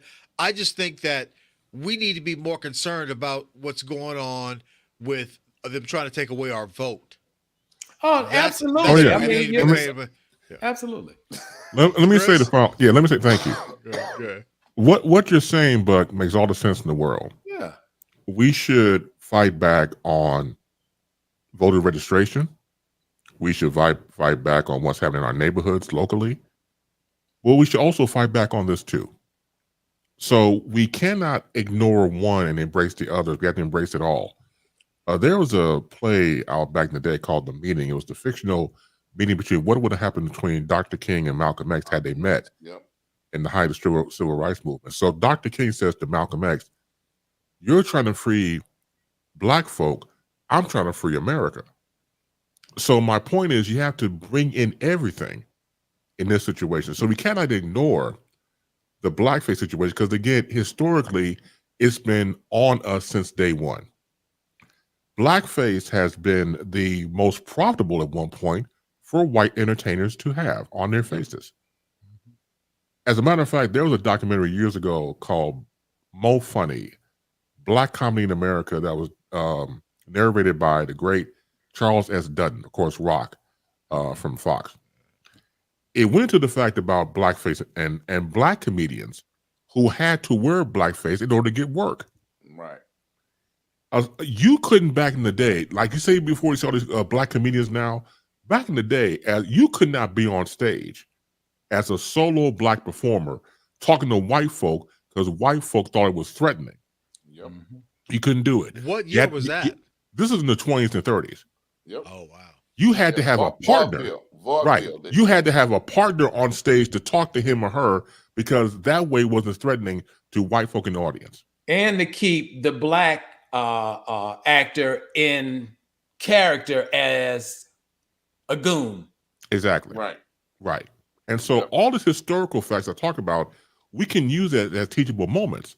If the students didn't know anything about blackface, maybe this will spark dialogue from coast to coast to talk about that, to have other educators, not this idiot who did what she did. Other real educators can take this and tell children about the meaning of blackface. You could take a situation like this dumbass story, like you said before, with this dumbass teacher and make it into a smart situation for the students to learn if the teacher want to go that far with it. Yeah. So we have to embrace all the ills of our society when it comes to us because we're fighting every 24 hours a day when it comes to us. So historically and currently, it's all about the same thing. Racism. They don't like us. They never did, never will. So we have to fight for us. I'm not going to let them fight for me. I'm going to let someone else fight for me that gets it. Yeah. That understands the mentality. But, you know, and I feel the same way I feel about this, I feel about the N-word. I think that we need to stop concentrating on this one word and keep getting mad about white people using it or whoever using it, when A, we use it ourselves, B, it's all over our music that we put out for public consumption, and C, we have more important things to worry about. Way more important, especially the voting situation. That's all I'm saying. Mhm. Okay, but see, here's the part that I think you're missing slightly. Respectfully, what you said, you're right. I mean, there's things that we need to concentrate on that are a lot more important. But you can't take a grenade and give it to someone and say, "Oh, they'll never pull a latch." And that's basically what's the grenade? I don't understand. Is the N word. Because if they take it and they use it in the wrong perspective, it's going to get somebody hurt. Yep. So you don't give someone that's not experienced with firearms. See, here's the deal. Okay, I have a quick but to that. Okay. And that is that it becomes a grenade when we give it the power to be a grenade. If we take away that power, then it's not a grenade. The power is within us to control if an explosive at all, because it's just a word. Okay, now you make an excellent point. But we don't know. Okay, one of the biggest things, the reason that I created the programming department was to get diversity in front of us. Okay, and I didn't just say black people, but basically the majority of my friends are African American, or so on and so forth. But I got a lot of white friends, so that percentage is probably only at about 60%. The other 40% are probably white people and other people. Okay, now the thing of it is, if you let a word like that go around freely, then what happens is you become addressed with that word by someone who's making an irresponsible decision about your growth in the workplace, in places that you may feel comfortable going to a movie, going to get something to eat. That's the whole thing. It's not that we're looking at it and we're in a panic. It's the fact that we cannot trust them to take that word as a term of endearment and leave it there. Mm-hmm. And so when Oprah had the rappers on her show, and that was the first time they came out, they said, well, the reason we use it because it's a term of endearment. I almost have to agree. But see, if you give that term of endearment to someone who has DNA and family pride and of using this word that was the destruction of our race, derogatory is where the problem comes in. So it still exists. Exactly. And that's what I'm saying. What you're saying is absolutely correct. We don't need to be affected by it that all of a sudden we heard somebody say it and we need to start marching. I agree with you 150%. But what we need to do is to make it also clear that it's not okay for you to use that word whenever you want. And it has been stated. But they are using it regardless of whether. Well, it doesn't matter that they're using. Well, let me say this. It matters that they're using it. What you just said is right. It's not that we need to be concerned and have a tracking device. Oh, Bob just used that word in California. No, we don't need that. But what we need to do is we have to have something out there, just like we're talking about the Jews with Holocaust, that's sensitive. Use it if you want to, but understand that that's so sensitive. Just basically put a disclaimer out there and say, look, if you're going to use it, you need to know. You're going to piss us off. Okay. You're going to piss somebody off. But it's already out there, Buck. Right. It has been a conversation since the 90s that universally this word is no longer socially acceptable in the media. Okay. Right. And everybody has consciously policed it. And when they find broadcasters or people that are in industry, no matter what the industry is, that have used that word too liberally, it has cost them, their job, their career. Mostly in advertising dollars. Yeah. Well, the Clippers, owner. Right. You know, I exactly. mean, that's just an example. I mean, but there have been, it is unless you live under a rock, it's not okay to use that word. I was Yeah. looking at a YouTube video. A young man, an older man, ran across a white guy in the subway in New York City, and he used the N word towards the brother. The brother said, "Are you getting your butt whooped today?" And he whooped him, and they captured it on, cell phone, Mhm. and it's all over the YouTube. He hit that boy one time and knocked him flat on his butt. Okay, Damn. because it's not okay, Right. and it's never going to be okay. When we were enslaved, that was a word that they used to identify us. Okay, And it it's wasn't and saying that and you was cute right, and it was no love or endurement of love associated with it at all. at all. So the consequences of, once again, their ancestors, okay, the ones that use that word to put us down, we are the ones, as time progressed, to desensitize it. Right. Okay, Black people began to take power of that word. Okay, Exactly what I was saying earlier. and they said, okay, we're not going to let you beat us up with this word anymore.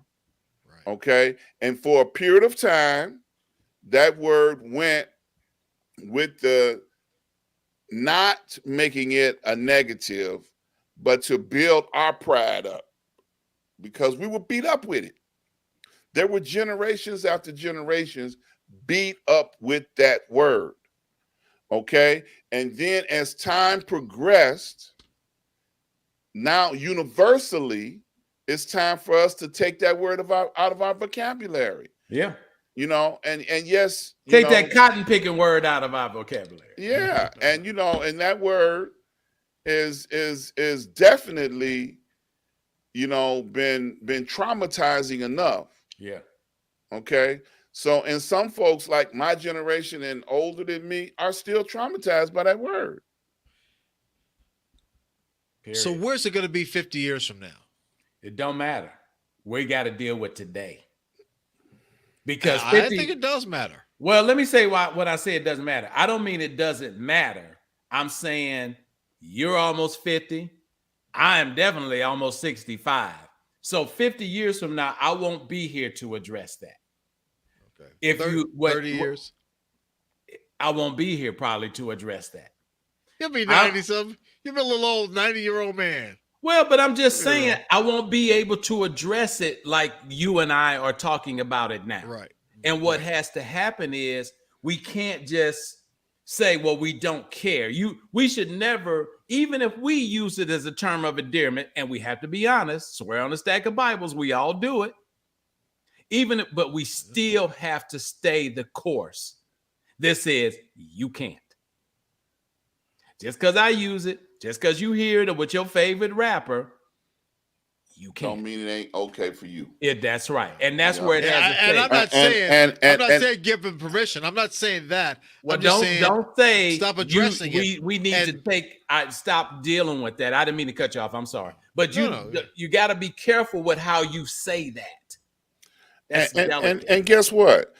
Our race is not the only race that has issues with words. Of course. Okay. You can't call Chinese people chinks. And Mexicans dagos. Okay. Or spics. Right. Or stuff like that, because those words are offensive. Yeah. Okay. And if you're not one of those ethnic groups, like Jewish people have a problem with the word Jews. Yeah. Okay. So, I mean, we're talking about, the N word, but there are other races that have an issue with derogatory words that were spoken towards them through their history. And you know what? And we are guilty of it even with them, because we'll say, that dude tried to Jew me out some money. Jew me down, right. Jew me down. You see what I'm saying? But the point is made. It's wrong, and it's going to always be wrong. And it's ironic because Jews will say that to each other about each other, Well, Yeah. and you Hispanics go. will call each other spics. But they ain't gonna Right. never get on any public forum and tell you we don't need to worry about that no more. That's all. Right. Yeah, but I just think that black people are a very special group of people, and maybe it's just because I'm black that I think we have a different history and a different heritage than they do, and one of our biggest problems is unity. You don't really have a unity problem when it comes to Latinos or Jews or Asians. They stick together like it's not really a big deal. We have a problem sticking together and being one and acting as one community. Yeah. Well, we got a long way to go. We ain't there yet. And that's Yeah. the thing we need to worry about. We need to worry about more stuff like that rather than what word somebody's going, sticks and stones, blah, blah, blah. I think that we have a lot more things that You we can't, need to worry but that about. particular issue, you can't put a but in it. I'm sorry. Well, Yeah. There's some other things we can do, but that particular one, you can't ease up on the brakes. We are guilty of using it ourselves, just like you said, other races are within themselves. It's just part of humanity. But at the end of the day, nope. So Hey. the black race is going to go away or somehow die if we allow people to use that word. It's not about that. But you talk about wasting time. You're wasting time talking about that we shouldn't waste time. Yeah. You ever Look, thought about that? Can I applaud Anthony Hall with his statement? Yeah, I well, just want to applaud. FCC won't allow it. Yeah. I had a client in Evansville, Indiana. I just lost him at the fourth quarter of the year. I was doing the music for the hip hop station, and it took hours to find music that didn't have the derogatory words in it. And so that's what I had to do. I had to go to YouTube. I had to go to MP3s, whatever that was, to find that music that didn't have, and I have to listen to those songs in their entirety. Now, I do 3 gospel stations in the Carolinas. I do all their music. I don't even have to even listen to the songs. You know, I go to BDS. Right. I see what the songs are going to be, the recurrence. The other one, I move them around and I send it to them, and they don't. And I've been doing them for years. But that particular station in Evansville, once again, I have to stop everything I'm doing and carve out time. Because when I go to BDS to make the changes, what songs are going to be recurrence, what's going to be A's, B's, stay current, and so on and so forth, every song I add, I've got to listen to it in its entirety. And even if I type into YouTube, whatever the name of the song is, clean version, a clean edit, I still have to listen to it. You didn't mess up now. Look, you didn't made Lee come out the closet. Yeah. Hey. Welcome to your show. Well, and you know, I don't know what was going on in that closet, but at least he came out and got some air. hey, Professor. At least he came out and got some air. I don't know what was going on in that closet, but he came out and got some air. Hey, love to you, Lee Michaels. Love you. Reggie, how you doing, man? Man, Lee, I'm all right, man. I'm not gonna pay no attention to what those you other they had that woman on there, so they on steroids now, man. They all fired up. Professor. Yes, sir. Professors. Lee Michaels, what you not gonna do, professors, is come on here and be defending Mr. Latecomers.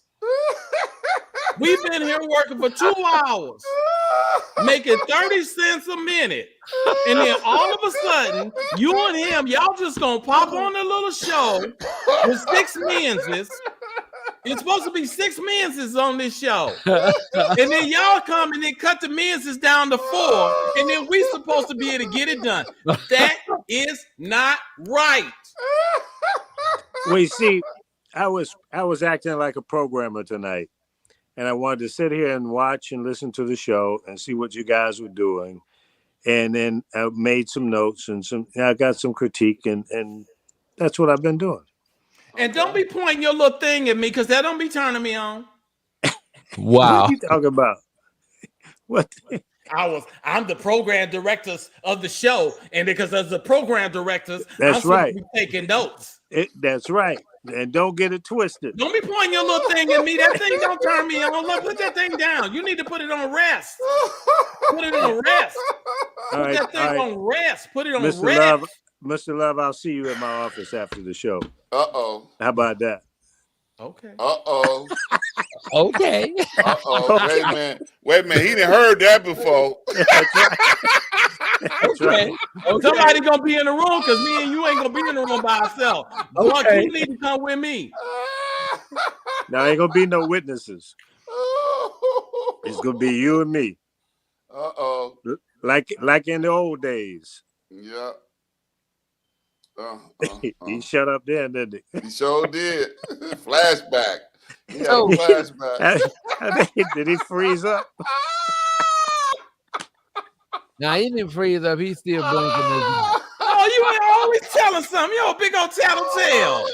I had them thinking, Professor, I had them thinking they all froze up. And then you just gonna come in and just be telling everything. Oh my God. Y'all crazy. The reason I came in tonight is because I wanted y'all to have some fun. See, I brought some funny to the show. There you go. did. Yeah, you did. You're good at Yeah. that. Yeah, you Well, did. good show, guys. Good show. Thank you. What's up, Jerry? Oh, wait a minute, man. Jerry Andrews down there in Hotlanta. And Laura Yeah. Rice, what's going on, girl? Yeah, Mike he needs to be committed. Ain't no doubt about that. Great show, guys. And Yeah. I'm sorry I missed the show. I missed most of it, Me but too. I was watching. Yeah, can I make a public service announcement, please? Oh, Right no. quick before we end that segment that Buck was just talking about. If you are white, your skin is pale, do not call anybody black the N-word. Uh-oh. At all. I'm just saying that's a public service, and I can't say it no plainer than that. Uh-oh. Just don't do it. Okay. Yeah, it's inappropriate. I mean, Thank you. if someone called you a name that was derogatory towards you, you would be uncomfortable as well. Yeah. So I think that's really the bottom line. If most people feel that it's inappropriate, then why don't we respect that? Why don't we just not do it? And saying that, well, a term in terms of endearment, I've never embraced that. Mhm. That's a cop-out. And then let me put it to you this way. The reason the rappers said that is because they were making money using the word. Yeah. Okay. It's about the bottom line as it relates to that. But I would submit to you, all you rappers that think every other word's got to be the N word, then you ain't got no talent. Or the B word or the H word. That too. Absolutely. All the same category as far as I'm concerned. Yeah. Use your imagination, use your creativity, and come up with some lyrics that make sense and is not derogatory. And then you're going to try to twist it and say, well, no, man, it's not like that. You looking at it the wrong way, old school. You're damn right.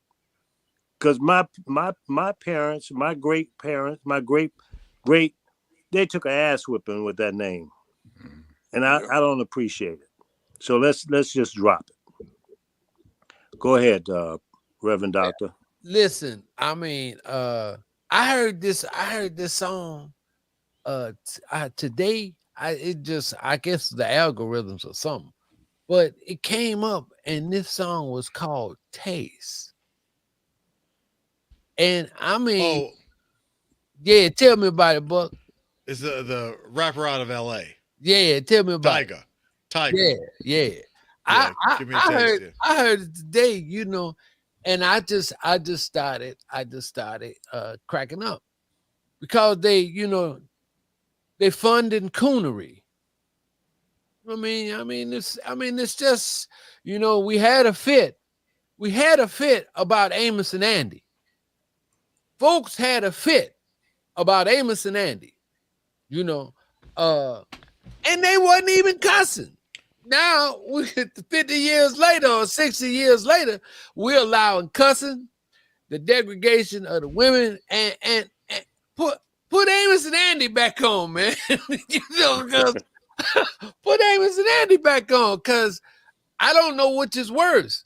This stuff, that song Taste, or songs like that, or I mean, my mind is just blown, because I don't understand, because this guy literally, you know, referred to the ladies as, you know, female dogs, and garden tools, and you know, he used cotton pickers a lot in his song, but yet we couldn't have no comedic fun from some black actors. The NAACP got all mad and stuff, and them people, they lost their jobs on that television series over that. But yet and still, I guess because the money is greater now, the NAACP ain't saying nothing against this coonery that's going on.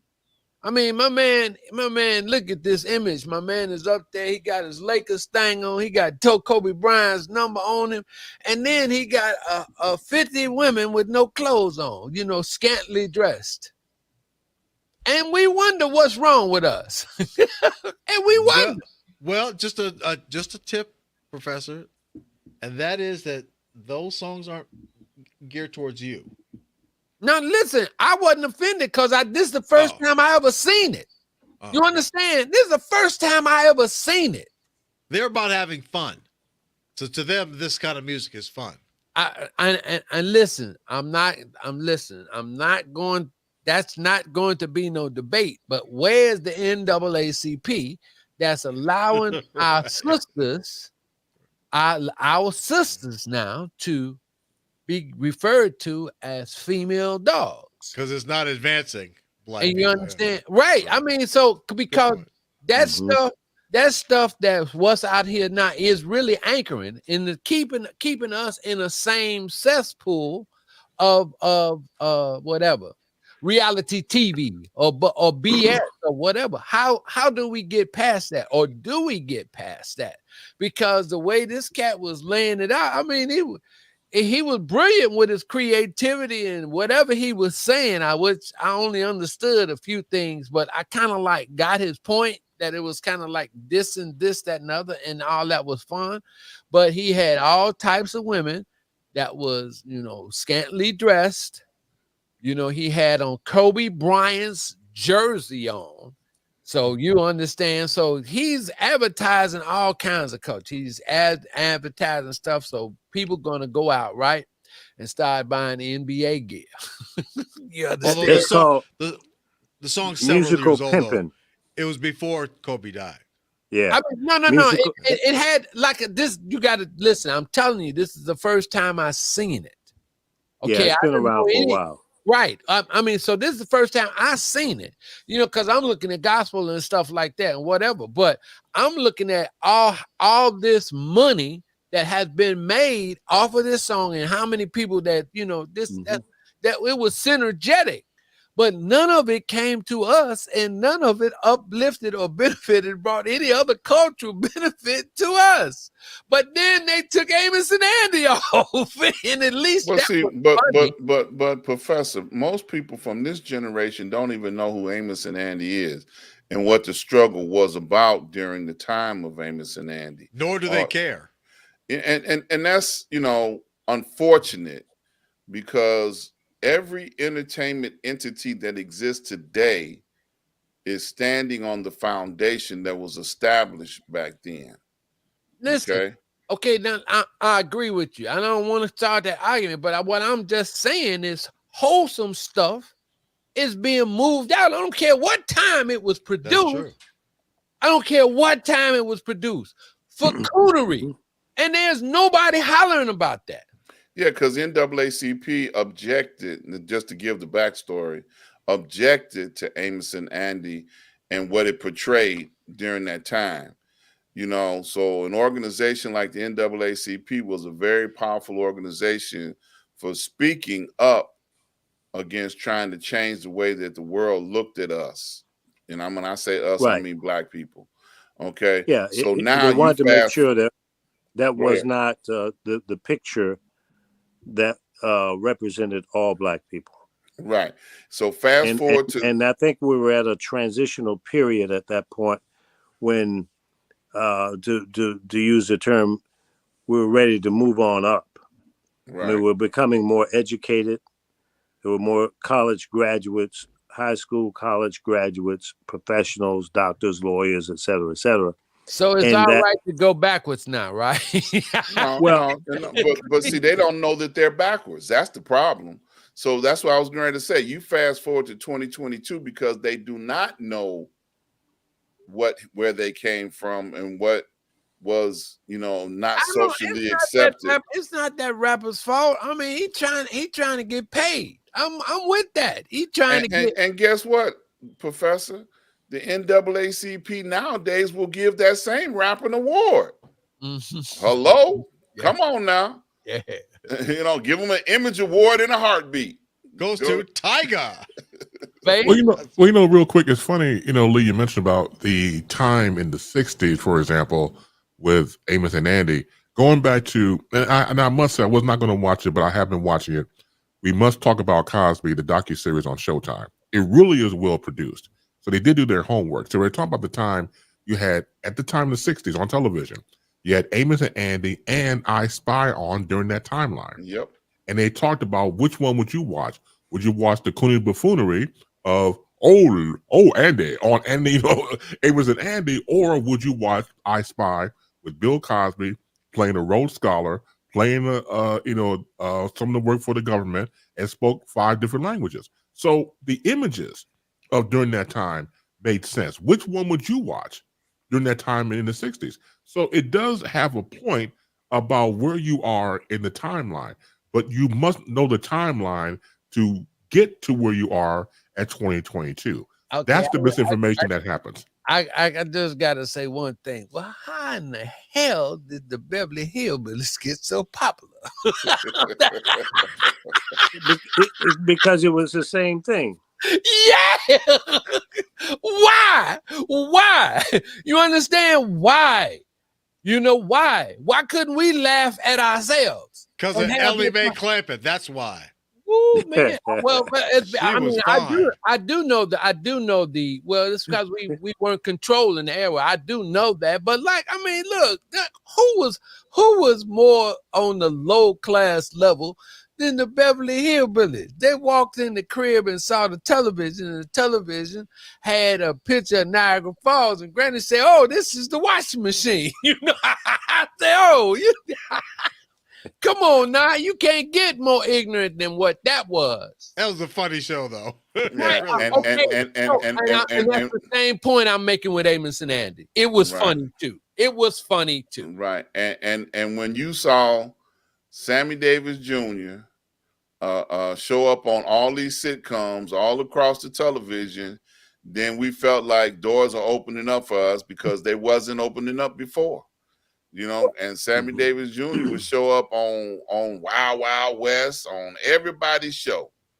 Yeah. Okay. And he had to do Mr. Bojangles every time he showed up. Mm-hmm. Okay. So, it is disrespectful where entertainment is today in 2022 compared to what was offensive back in the day. One of the things that I saw, not as much as the Beverly Hillbillies being stereotypical, but actually the Flintstones. Yeah. If you go back and look at Fred and Barney, they were Amos and Andy. Yeah. Mm-hmm. Yeah. They were more Amos and Andy than Amos and Andy were. They remember the water. They was members of the Water Buffalo Lodge. They were based on the Honeymooners, though. But they were, once again, Fred the job was horrible. Whenever Mr. Slate would holler at him, he'd shrink. Yeah. I mean, But they were. I'm just saying that it was well known that they were based on the Honeymooners. That they modeled that cartoon completely. But that wasn't even close to the Honeymooners when you talked about how Fred and Barney lived. Okay, because it was in the Stone Age. Right. You see what I'm saying? So all the Cavemen, pieces, troglodytes. yeah, that's it. And Yeah, they I had mean, every modern convenience in the Stone Age. it was really crazy. It was kind of crazy when you start talking about Amos and Andy, and you look at Fred and Barney. They were basically doing the same thing. It was like, let's create this and make it okay. Let's distract them. But they were basically the two same damn people. I never thought about that. I've been a fan of the Flintstones and the Honeymooners for years, and that was my direct copy from the Honeymooners to the Flintstones. But now that you think about it, it's that same duo Yes. that works in all formats, whether it's animated or television. Mhm. And that duo dynamic seems to work. It's funny because, again, when you look at how the images we see in television, movies, obviously has an effect on us in the public. It always has, always will. Some of us are able to separate from that and not take it so seriously. Just like you see people who see movie stars and they'll see them in the public eye and call them something altogether different by a character name that they did back in the day or something like. I mean, don't get me wrong. I know people get starstruck. A friend of mine told me he lives out in San Diego, had ran into him and his partner ran into Denzel Washington at the local eatery. And my man was like, the dude said, "Hey, what's up, Alonzo, man? Come on, training day." And it's like, okay, you don't want to hear that. You know what I'm saying? You're trying to have a croissant or whatever the hell you're eating. Nobody wants to hear about Alonzo with training day. Hey, give me that line about, come on, get a King Kong line. So dude just like, I don't know, became fanboy and pretty much, if Denzel held it cool, Denzel stays cool and pretty much, well, do you want, sir, I'm not really here right now for that. But just the fact that somebody will go there, and just the fact, again, some people cannot separate the images they see on television, movies, and the like. That's where it gets confusing at sometimes. Yeah, and that brings that whole conversation back to what Buck was saying, 360, because that's why you can't say, well, why are we worried about that? Because we always have to worry about it, because if that word turns different at any moment and we don't know anything about it, this whole country could be flipped. Yep. And we saw a president get some bad advice from a guy that had a rag sheet that knew how to talk to those people. And the next thing you know, on January the 6th, these people are climbing the freaking Capitol. Yep. Mm-hmm. And just a little FYI about the Flintstones, for some of y'all that never heard of them, it was the very first primetime evening cartoon show. Mm-hmm. Before Bugs Bunny, They were not. They were a prime time evening show. Yeah. So yeah, was Bugs Bunny only came in like on Saturday morning. Saturday mornings, right? The Flintstones were I thought when Bugs Bunny came out, they were on prime time too. Nope. Not the Flintstones. If you go back to YouTube and type like the old Flintstones, like they were in black and white, they were sponsored. The Flintstones brought to you by Winston 100. I mean, they had Winston cigarettes. Welch's grape jelly. I mean, it was serious. I mean, they got some serious sponsorships. What about the Jetsons? Did they get prime time too? Yeah, Jetsons was on Monday through Friday. Yeah. Were they? Yeah. I'm not sure. I know the Flintstones were, but I didn't know about I remember the Jetsons being on Saturday morning. Jetson was on Monday through Friday in St. Louis. Okay. Yeah. Now that part I don't remember, but I do remember because I've heard several people talk about the Flintstones, how they premiered and what their goal was, because it was supposed to be an adult cartoon. Right. Mm-hmm. It was not supposed to be a children's cartoon. Right. Well, it was pretty obvious because kids wouldn't know anything about, he worked at the rock quarry and all the responsibilities that they had. Kids wouldn't know anything about that. Right. Yeah. LT says that prime too. Yeah. Okay. Yeah. I remember them being on Saturday mornings, the Jetsons. But I didn't remember seeing the Flintstones in the evening. And I remember what they were talking about as far as the adult cartoons. So like now you have adult cartoons that come on in the evening and it's commonplace, but the Flintstones were the first ones. Yeah. Okay. That's okay. What year was that? Oh, now you want to make me because tell here you it a said lie, 1942, Bugs made his debut, and Merry Melodies, and that was a prime time show. in Oh, okay. 1942.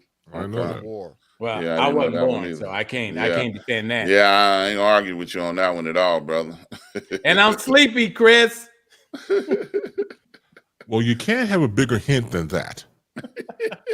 So that means let's stop the show because Mike Love is sleepy. So Mike, we got to get you on first, man. Get your topics out the way so we can go on and move I'm forward. fine, But man. My topics can be talked about any day of the week. that's why I any said day. so. We got to get you up and running, man. So hopefully next week, you'll be the So first we'll one out the deal with gate. Oh man! So you've heard the hint from Mike Love. So let us disband. First of all, thank Dr. Ron for bringing on a wonderful guest, Arthur Jamie A. Gill, who once again is a fantastic person, just dynamic, and you learn a lot when you listen to her. I mean, that's sincere. As a matter of fact, she's popping up here right now. Says you guys are great. No, you're great, Jamie Gill. Thank you for everything. Thank you so much. So we're going to disband. We do this every Thursday, 9 p.m. Eastern, 8 p.m. Central, 6 p.m. on the West Coast. Checking out and listening to, and hopefully rolling over in pain and gut because your gut hurts all this damn laughing. Street News Now. And so you catch us during the week or more on Thursdays, as we said. Also going to your YouTube channel, and that's SNN-Street News Now. Make sure you subscribe, like, and share. Catch us on Facebook Live, Twitter, and Twitch. For Buck Wild, for Professor Reggie Miles, for Mike Love, for Dr. Ron Ford, and our fearless leader, Lee Michaels, I'm Chris Bass. I'll put it like this. I'll say this the same thing I'll say on my other show. Get on the phone and tell somebody you love them. Woo! Do that. Yeah. Because it's going to benefit. I'm telling you, pay it forward. You tell them you love them, and I bet you'll get love in return. Take care. Be peaceful. Have a good one. Peace. Peace.